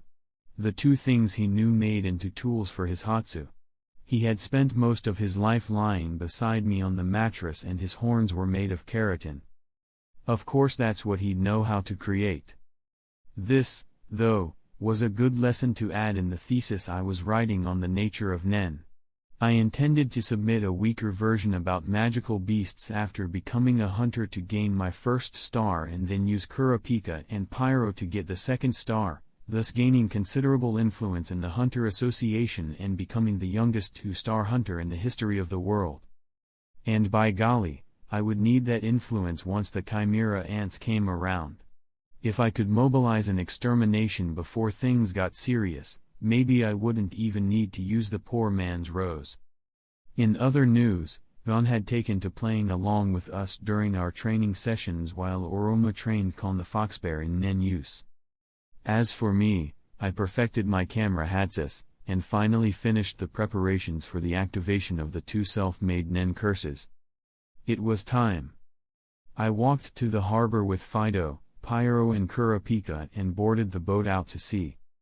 14 kilometers in, I jumped off and using manipulation Nen, walked along the water surface for nearly 400 feet. I took out the cigarette I had rolled and lit it with a pocket lighter. Taking a deep drag, I kneaded my Ren into the smoke and exhaled it through the cigar, instantly burning it all up. As the cinder and ash fell, I activated the first curse and the ash and smoke swirled around in front of me, slowly coalescing into the form of a searing hot sword. My first Nen curse, Errant Sword of Dusk, that was basically Phaeton's Pain Packer but as a Nen curse. I positioned it in front of my heart as the precondition for my second Nen curse fulfilled. I gathered the all of my emotions, my love and care for others, affection for Oroma, the companionship with Fido, all into my heart as a loud thrum reverberated throughout the water. This was my second Nen curse, False Prophet, the hegemon of self-propagation. By sacrificing my emotions, personality and sense of self, I get the ability to resurrect involuntarily once a year. I looked at the setting sun's rays reflecting off the waters and made up my resolve. I had to do it. I can't remain weak forever. I just hope that this application of post-mortem Nen works, otherwise I would just end up as fish food. And with that I thrust the sword straight into my heart. The world fell silent as everything in a 100 feet radius was stuck in place with manipulation Nen. Slowly a sphere of emission formed around me, boiling the ocean water around me. The water slowly got pulled into the sphere, getting atomized to nothingness. Pain and searing heat assaulted my body as the final curse activated. Dual curse activation, Greek tragedy. Accepting the inevitability of death and living through 1,000 lifetimes in the blink of eyes, the target must live and break through the self-imposed illusions and attain nirvana. In doing so, all other Nen abilities are boosted. I faced the inevitably of the end with a smile and the life faded from my eyes and I sunk to the bottom of a deep watery abyss. Chapter 18. $50 for two? I confirmed. Yes. Came the reply. I put down my phone on the counter and set a timer on the camera. Sitting in front I began sensually massaging my feet, generously lubing them with oil. The timer goes off twice. The job is done. I send the man the photos and check my Cash App. They're in the passbook, is a $100 increment. Man, this is such easy money. I say when suddenly the door slammed shut behind me. I turn around to see my boyfriend staring at me with rage in his eyes. "You cheating bitch. How dare you?" he screams. "What?" I say as a blunt object hits my head and I fall over on the ground, my boyfriend staring at me with disgust. Slowly he starts unbuckling his belt. "Might as well use you one last time," he says as my consciousness fades. I wake up. I'm still a lizard sunning on a rock. It was all a dream. The concept of selling feet pics to pay back student loans is already losing its meaning as I open my eyes and lick them moist. Time to eat a bug. As I step off the rock, agitated by the warmness of my blood now, a sudden jolt finds me flying through the sky. I can fly? Then horror and panic set in as a sharp beak pierces my stomach, pulling out my innards. A small pile of shrieking baby kestrels comes into sight. And I die. It was a fine day just like so. I was walking to work across Yobuki-cho, when it happened. Though now it was a distant memory. Then, oh then. It was pain, flesh melting, nail-popping pain as my eyes first boiled and then evaporated away. And the tears of blood I wept drowned by the sirens and wails. Though even pain would be a welcome respite now. Death didn't come. Oh, it was far worse. The nerve endings burnt, touchless, deaf, mute and blind. I wander the streets of Nagasaki now, waiting for the sweet release of death never to come, no more than a crawling mound, flesh and bone. Then a sharp thrum and it ends. It had been 2 weeks since we were trapped here, in the middle of Siberia. The food had run out 4 days ago. Me and Jack were the only ones left of the expedition. I had joined initially to make the motherland proud. The Soviet Republic's offer of certain benefits to its dignitaries was quite the incentive too. Oh, what a fool I was. It was all in vain. The tears I cried froze on my face as I realized. I don't want to die here.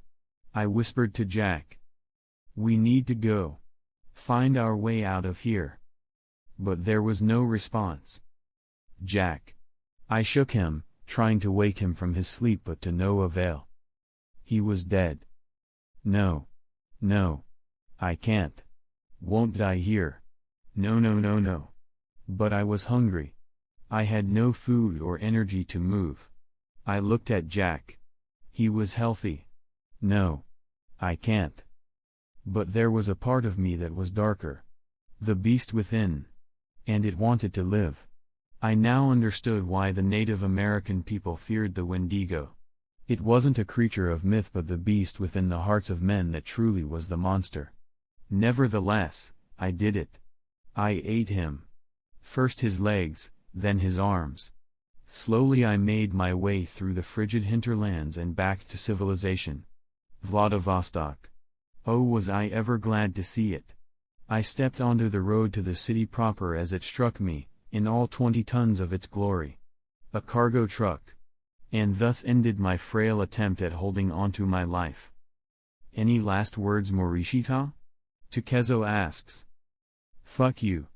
And fuck that rat Shinoda too. You betrayed the family.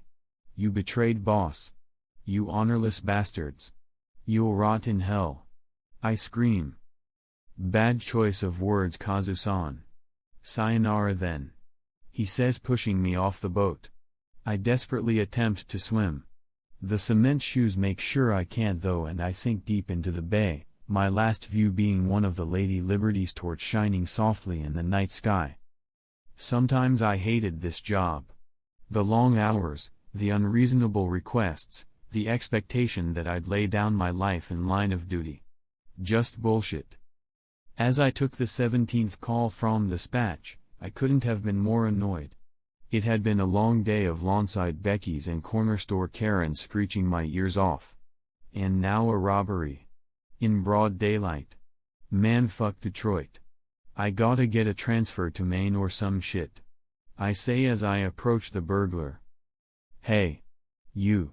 Put yo hands where I can see them. I warn him.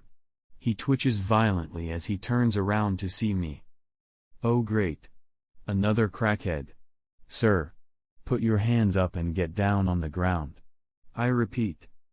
He suddenly darts at me, pinning me to the ground and stabs at me with a heroin needle. Fuck! Get off me, you bastard! I say and shoot him in the head. I look at the bleeding and decide to go to the hospital. By the time I reach home, I see a crowd of protesters gathered around my house. I had a bad feeling about this. Excuse me. Please move aside. It's him! Cries one guy. I look at his soyboy looking ass and am of half a mind to punt him right here, when another guy walks up to me. This you?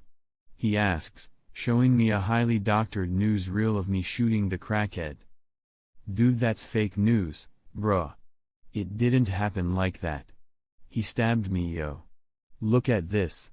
I say, showing him my bandaged arm. Bet it was in self-defense after you shot him. He says, turning to a nearby camera guy, before continuing. How you black and kill your own homies, huh? You like being a race traitor, sucking Uncle Sam's dick so much, here try some of mine. He says as another tasers me to the ground. My chest seizes and I gasp for breath. I had a heart condition and it was about to give out. I feel a piercing pain in my chest and all fades to dark. There was a knock at my door. It was 3 in the morning and there was a knock at my door. Who the fuck thinks this is a good time for a house call? I walk over to the door, Fido following me close behind. I opened the door, half asleep, only to have buckshot emptied into my stomach. Then another shot. I turn and see Fido on the ground. Bleeding. No. No. No. All clear. I hear the men say as they search from room to room. I crawl over to Fido holding my stomach in with one hand. The pain assaulting me in waves. Fido. Baby. Wake up. Fido. Fido. I cry, patting his head. One of the men walks up to me. Sorry. Wrong house. Don't worry, the ambulance will be here soon. Wrong house? Wrong house? These bastards have the audacity to say it's the wrong house after barging in and killing my dog. Hatred bubbles in me like a magma waiting to erupt. And then it does. I get up slowly, painfully, and launch myself at the first SWAT officer, biting his neck off as another unloads 2 more shots in me. As I lay dying there on the floor, I weep. Weep at the misfortune that caused this to happen. Weep at my beloved Fido dying, just beyond my grasp. Weep at my own weakness. Why? Why was I so weak? I utter choked sobs as blood fills my lungs. Then it clicks. This isn't real. I'm not dead. No. This is a dream. My wounds vanish as the world begins to crack at its seams and shatters into 1,000 pieces. And I realize I can use Nen again. And I remember everything.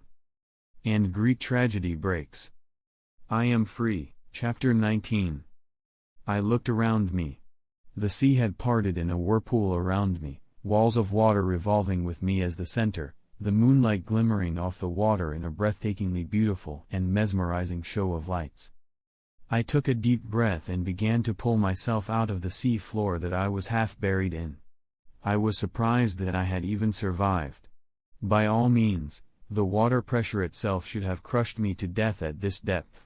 I was, what looked to be a kilometer, maybe more, below sea level. I was lucky that post-mortem Nen had cleared out a portion of the ocean around me, allowing me to breathe. I touched my chest, feeling for the paladin's necklace. It was still there. I pulled it out. No cracks, diminish or any other noticeable effects. So it had worked. Paladin's necklace had the ability to cancel out the after effects of curses. That was precisely why I had bargained for it with Batara. This was my insurance against Nen curses, and it had not disappointed. I could still feel joy, love, affection. I hadn't lost my emotions, personality and nature in the process. Truly a miraculous item. I'm surprised more people don't use it. I checked once more. I channeled my Ren and was greeted by the familiar feeling of power and elation that I had gotten used to over the years. And it was stronger now. This meant that the cost of the errant Sword of Dusk, that being forced Setsu for a month after using it, was negated as well. Good. Good. I was so happy. I thought I would have lost everything with this Hatsu.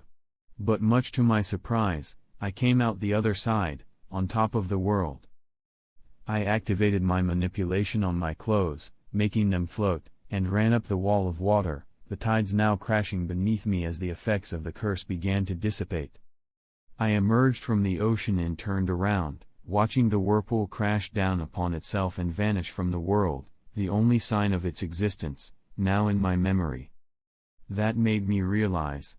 These precious few moments of life, the best parts of it, are often lost to the tides of time and vaults of memory, never to see the light of day. Perhaps that is what I could hunt. The memories of the glory of life. Its best and worst parts. I decides then. I would become a memory hunter. I would create the largest trove of memories lost, so that the future generations may know, to send a message to the world, to keep us company in the darkest of times. To say with pride and joy, we exist. I boarded the ship again and took out my camera. This was the beginning of a better life. I smiled. Raising the camera, I held it high and in the embrace of my friends took the first of many pictures that would one day constitute the legacy of humanity. Chapter 20. Sweat dripped of my brow, even in the cold January morning. I put down the rock and took out a towel to wipe it off. Standing straight I did a few cursory stretches before looking back at Kurapika and Pyro, still lugging their rocks. Pyro surprisingly was the one in front, having increased his proficiency in enhancement far outstripping both me and Kurapika in that regard. Though that is understandable given that we are a manipulator and conjurer respectively while he is an emitter, much closer to enhancement by category. The only reason I was the first to complete the exercise was due to me having nearly thrice his nen and 10 times the experience. Slowly but surely they completed the course and collapsed on the floor. Kurapika made to drink water only to be stopped by me. Wait a bit. You shouldn't drink water immediately after strenuous exercise. As we wait, Gon shows up on the horizon dragging his rock, his feet unsteady. Not too long after, he too collapsed.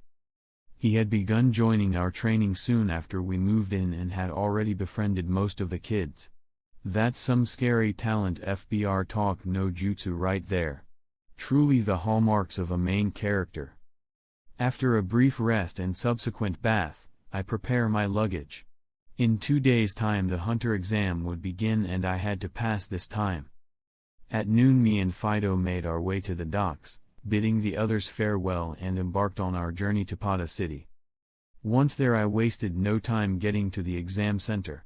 It was hidden in a rundown bar in the seedy part of town. Difficult to find and even if you did, you had to get past the bartender with either a bribe of information or by beating him senseless.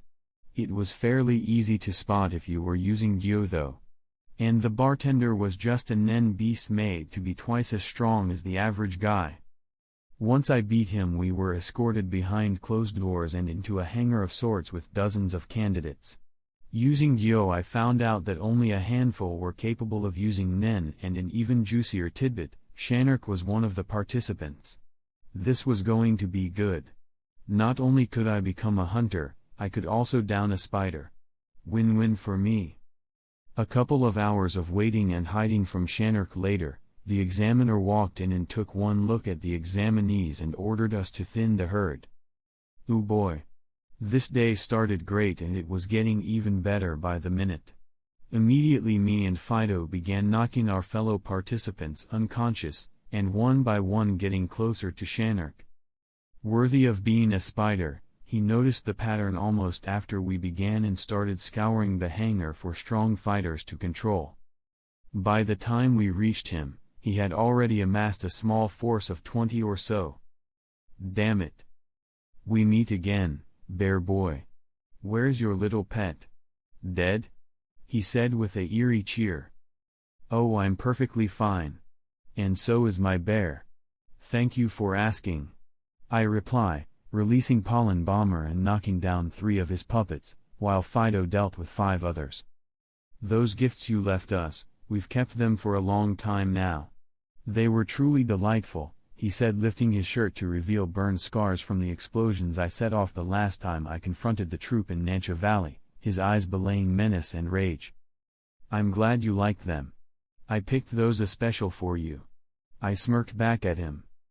He was down to 9 puppets now. Finally, he decided to charge me while I was recharging my Pollen Bomber, seeing as how Fido was on the other end of the hangar. But I was prepared for it. The move to delay Pollen Bomber's recharge was a deliberate feint. By the time he noticed it, it was too late. Fido defeated another one of his puppets on the other end of the hangar before crouching low in a sudden but swift and smooth move. Sunny Blitz, haberdashery. Time slowed down to a crawl as once more spirit echoes rang out. 0.05 seconds. Shanark realized there was something wrong as he was 2 meters from me. 0.12 seconds. Fido sprang forth towards Shanark. 0.27 seconds. I put my Ben's knife. 0.44 seconds.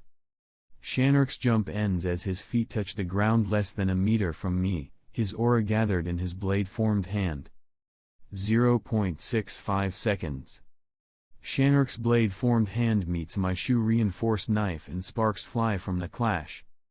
0.71 seconds. Shanark begins his retreat, only to find Fido arrive behind him. 0.80 seconds. Shanark shoves his needle at me in a last desperate attempt at a double suicide. 0.87 seconds. Fido slams into Shanark's back mid-jump, breaking it in 2 with an audible crack. 0.96 seconds. I sidestep the needle barely as it scrapes my left ear. 1.0 seconds. Time resumes its usual flow as the fight draws to a close.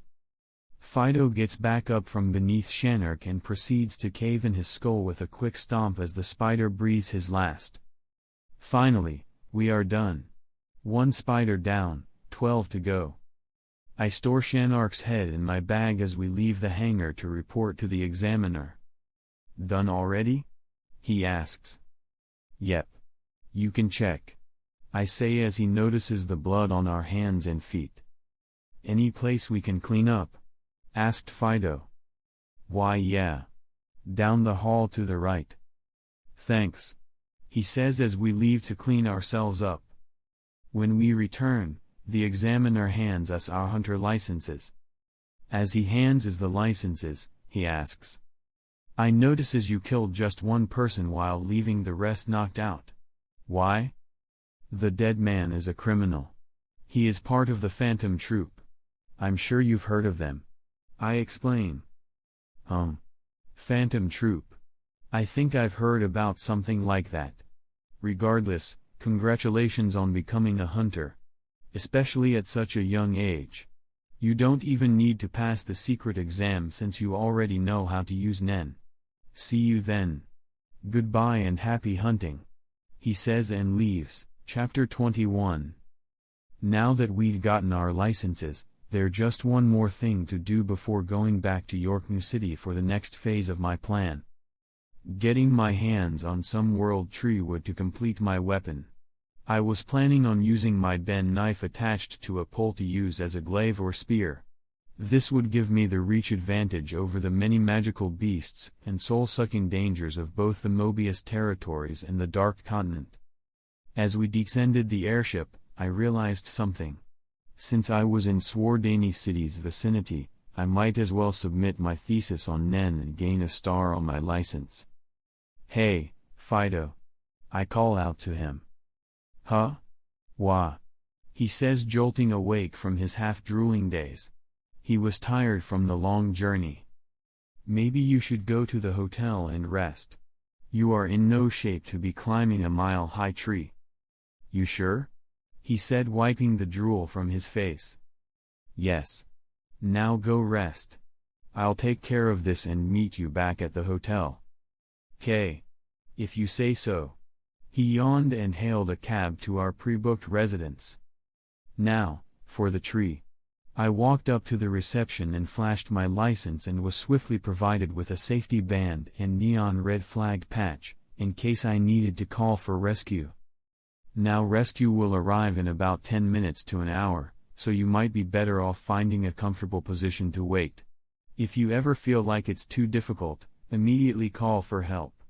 Pride can be a killer up there, said the guide as the elevator took me to the topmost point for visitors. Thanks for the warning. I'll make sure to be careful, I said. The guide boarded the elevator down and gave me a thumbs up, which I returned awkwardly, giving him a hearty chuckle. As I walked out onto the deck, the tree became visible in the true majesty of such things, only visible with proper perspective. The tree was stunningly and mind-bogglingly huge. Ginormous. I had never seen something even half as big in my whole life. The treetop was barely visible in the distance to me, and even then only using geo and on this particularly cloudless sunny morning. I took a deep breath and psyched myself up. It was going to be a long climb, and thus I had brought along a bottle of water and some soft high-energy snacks. Just in case. I took hold of the bark and dug in with my aura-enhanced fingers. Even then they barely pierced half an inch at full power. Yup. That's the shaft I want for my spear. Nigh unbreakable, even under full-powered aura.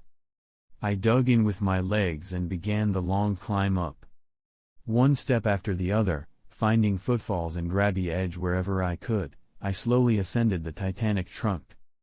3 hours later, past noon, I made it to a comfortable branch up high in the tree. I sat down for a snack and looked down the dizzying distance to the ground. The buildings looked tiny, like clumpy grains of sand on a mountain trail. Even the Hunter Association headquarters, the tallest, biggest building in the district by far, looked only as big a blade of grass. Perspective truly was everything. Finishing my snack, I took one last look at the city below and began my climb again in earnest. By the time the sun was getting low on the other end of the horizon, I had reached nearly the topmost point of the tree. Now it was time to begin chopping. I pulled out my knife and, coating it in aura, began to chip away at the wood in a position that would be out of sight of most climbers.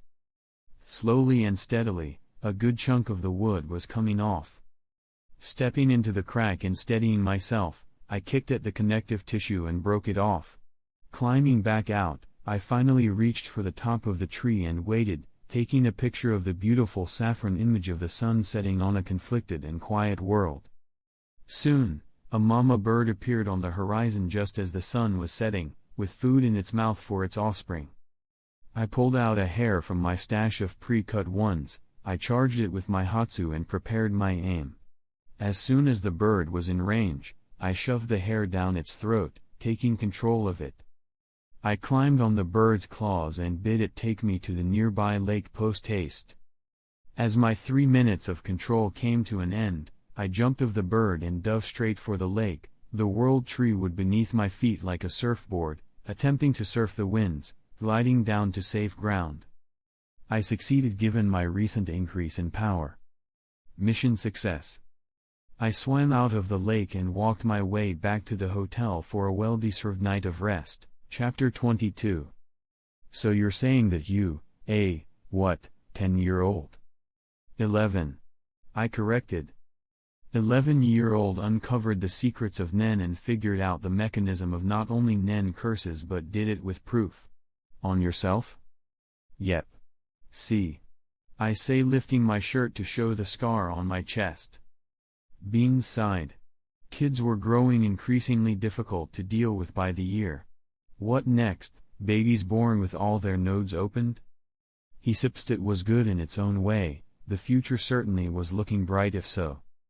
Okay then. I'll update your hunter license, he said, and turning to Fido he asked, and you? You know that criminal gang, the Phantom Troop? Yes. What of them? Here. That's one of them. They have A-class bounties, right? So I should get a star too, don't you think? Fido added and handed him the bag as I handed him the body's picture, showing the spider tattoo in full beside the head. Beans sighed again. This day was bad for his self-esteem. Maybe it's for the best that I take a vacation, he thought, shaking his head. As he handed them both their updated hunter licenses, he continued. If you want, we can publish your achievements in the monthly journal. It's about to go to print. Sure. Why not? They replied. Beans smiled. This was going to bring so much good publicity to the association. He just couldn't help smile ear to ear. As he was about to leave, I called out to him. Can you leave out his achievement though? We intend to hunt down the rest of the troop too, so I'd appreciate having the element of surprise. Sure, said Beans. Also one last thing. Can we keep the head? After the investigation is over, yes. Right now though. No. You can get the bounty now if you so choose. We'll take the bounty, I say as he leaves. Back in the hotel we packed our bags and made to leave when suddenly a crowd of reporters converged on our location. Hey! Look here! Are you Nas Cutler? How do you feel about becoming the youngest hunter in the world? What do you intend to do next? Do you have a girlfriend? Where are you from? How do your parents feel about this? Did you get your first star via fraudulent means? Camera flashes blinded us as I ran to the side hoping to avoid the throng of rabbit smear merchants, Fido splitting from me going back the other way round. Also that one guy asking if I have a girlfriend. Ew. I'm 11. Who the fuck asks that of an 11-year-old? Jesus fuck. I get past the crowd and disappear into the city crowds, circuiting through the market and off the tourist traps back to the airport only to see another crowd staking out the entrance. Ha! I sighed. Looks like I have to do something about this. I picked up a phone book from a nearby newspaper stand and dialed the biggest newspaper in the city, the Swardani Herald. Hello. You have reached the front desk of the Swardani Herald. May I know who I am speaking to? Hello. This is Nas Cutler speaking. As we speak, I am sure your field reporters are searching everywhere for me. If you provide me transport out of the city, I am willing to give you an exclusive interview by the end of the day. I'll talk to the chief. Please hold. The receptionist said, flustered. A few minutes of generic hold music later, the answer came. Yes. Please meet us at the back entrance of Big Laguna Burger. Tell them about the interview. They'll know. Thanks. See you in a few minutes. I ended the call and immediately called Fido. Hey. Where are you? Round back from Terminal B. You got a way out? 'Cause there's a bunch of prostitutes right out for blood up ahead. Yup. Get to Big Laguna Burger. I talked to the Swardani Herald about getting us out in turn for an interview. Where's that? There's a map on your phone. Use it. See you there. I say as I end the call and hail a taxi. Arriving at the cafe, I met up with Fido as we waited for the contact to come through. Meanwhile we ordered lunch. Minutes later, the door jingled as a man in a trench coat entered the shop. I turned around and recognized him. It's you. Girlfriend man. I audibly gasped, shocked. It's me? He gestured, confused. Who the hell asks an 11-year-old if they have a girlfriend, you perv? Oh that, haha, that was just a joke. He laughs nervously. 3 hours and a very thorough interview later, we were out of the city on one of the press helicopters. Hey hunters. Another quick break. Let's count to 10. 1, 2, 3, 4, 5, 6, 7, 8, 9, 10. Okay, let's keep going. Chapter 23. I had come back to visit my family in York New City after the interview and faced another onslaught of questioning from my mother and little brother about my interview. Apparently, one of my relatives, a distant aunt back in Zaban City, had recognized me on the cover of the Hunter magazine her son had bought from one of the pictures my mother had sent to them all shortly after my return. That led to a whole inquiry from all the gossipy family members and even extended relations. Heck, I even had 2 marriage offers from one of my other aunts. Why are you talking about my marriage? I'm 11. Calm your tits, lady, geez. My mother even paraded me around to everyone we knew, showing me off like a prize pony. I pitied the poor children who would now be compared to me every day. Why aren't you like the cutler's boy? Look at him being a hunter at 11, yada yada. Poor sods. They'll probably grow up with a massive chip on their shoulders if this continued.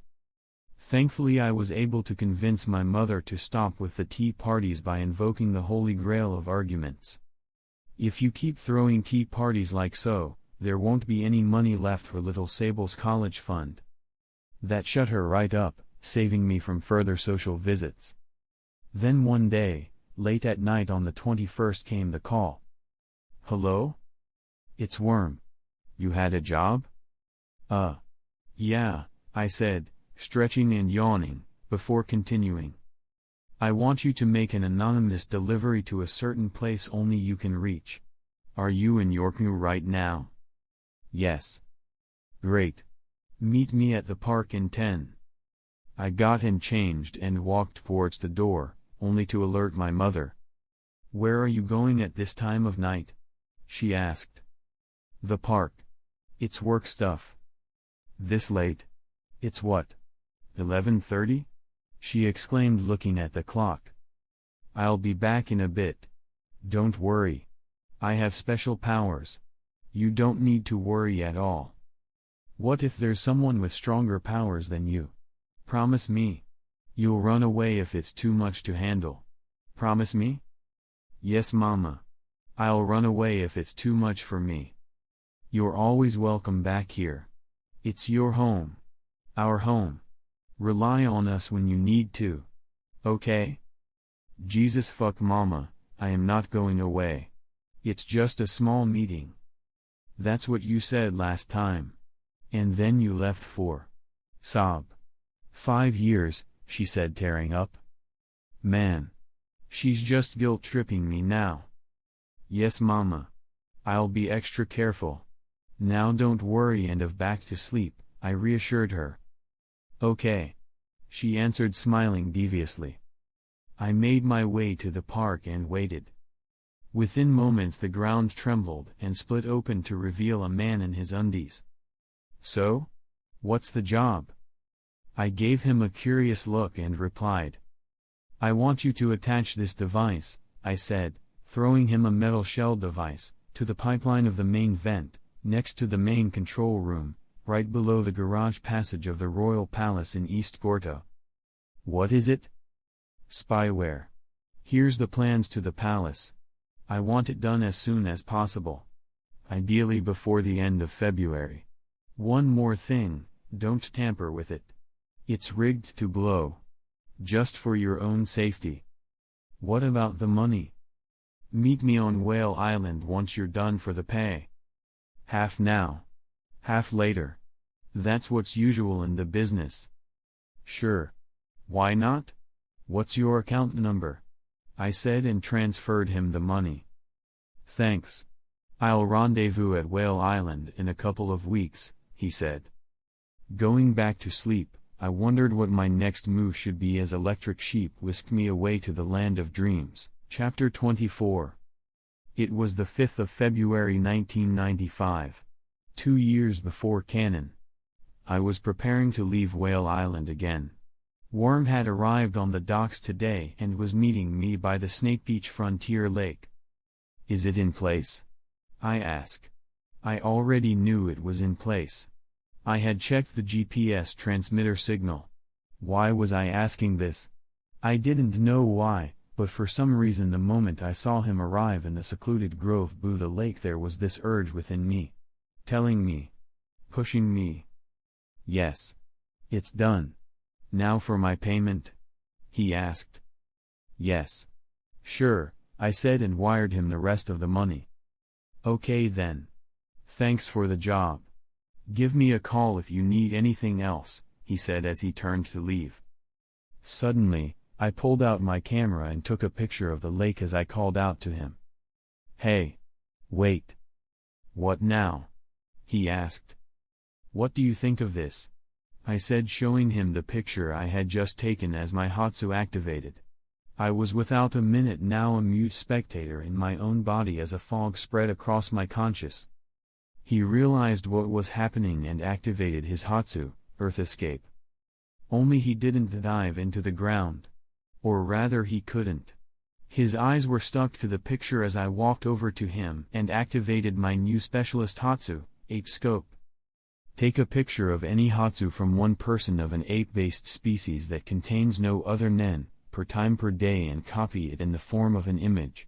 Burning this image will give the holder of the image the ability to use the pictured Hatsu for an hour without cost while forcing them into a state of Zetsu for a day thereafter. I clicked a picture of him using his Hatsu and took out my sword beheading him. Tucking the nen image into my photo album, I dragged his corpse to the shallow grave I had previously dug for him behind the grove and buried it. And just as suddenly as it began, it ended as I came to my senses. Huh? Where am I? What? Wasn't I supposed to meet Worm today? Did I fall asleep? What time is it? I said, looking at my watch. It showed the time to be 3 p.m. Fuck. I'm late. I need to leave before the boat departs for Suherta, I cried as I ran towards the docks. You're late. What took you so long? Asked Fido. I just fell asleep, I guess. I replied. With Worm? Asked Kurapika, shocked, as the boat left the harbor. Worm? Right. Wasn't I supposed to meet him? Where was he? I asked, only to be answered with quizzical looks. What? I asked. You went into the forest right before Worm did. How did you not meet him, Aniki? Said Kurapika. I did? I said, confused. Maybe you just missed each other, said Pyro. Yeah. That's what must have happened, I said, as a feeling of dread crept up on me. That aside, where are we going now? Asked Fido. Well, the boys here have plateaued in their training and so have I. So we're going to do some rather unorthodox training down south, while making some sweet jennies, I said. Just tell me where we're going, without them word games, said Fido, smacking me on the upside of my skull. Geez. Fine. We're going gambling. In Glam Gas Land. Your training is to cheat the casino dry using only the advanced techniques. This is the heist arc of your lives, my mans. By the end of our little charade here I want all of you to have a lifetime ban from Sin City Central, got it? I said with a flourish. Yes, Aniki. Hee. Sure bro. They said. Why aren't we bringing Gon along for the training then? Asked Pyro. Mito-san won't let him go to Sin City at the age of 9, will she now? Also, I was getting concerned with how fast Gon was improving. You guys can't be falling behind him now, understood? He started training a whole year after you and yet he's nearly caught up to the both of you. For shame, my mans. For shame. I say to the two Kurta boys flicking their foreheads. Okay. They answered dejected as I looked at the fast approaching horizon. The time of cannon was coming and gosh dang it, I was going to be ready for it. Chapter 25. Glam Gas Land. The city of vice, the city of dreams, the city of sin and all things in between. Even at 3 a.m. in the morning, it was lit up bright as day. Its opulent neighborhoods and marbled walkways shimmering in the skylights lighting the city up. Luxury cars zoomed past us as we made our way across the one main street of the city to our hotel.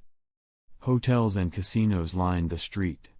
Down the back alleys, alluring women and men catered to all fleshly desires a Paran could have. decadence, excess, luxury, hedonism. These words perfectly described the atmosphere. Kurapika and Pyro were looking around like dumbfounded tourists. That's what happens when you live in a hippie commune for most of your life.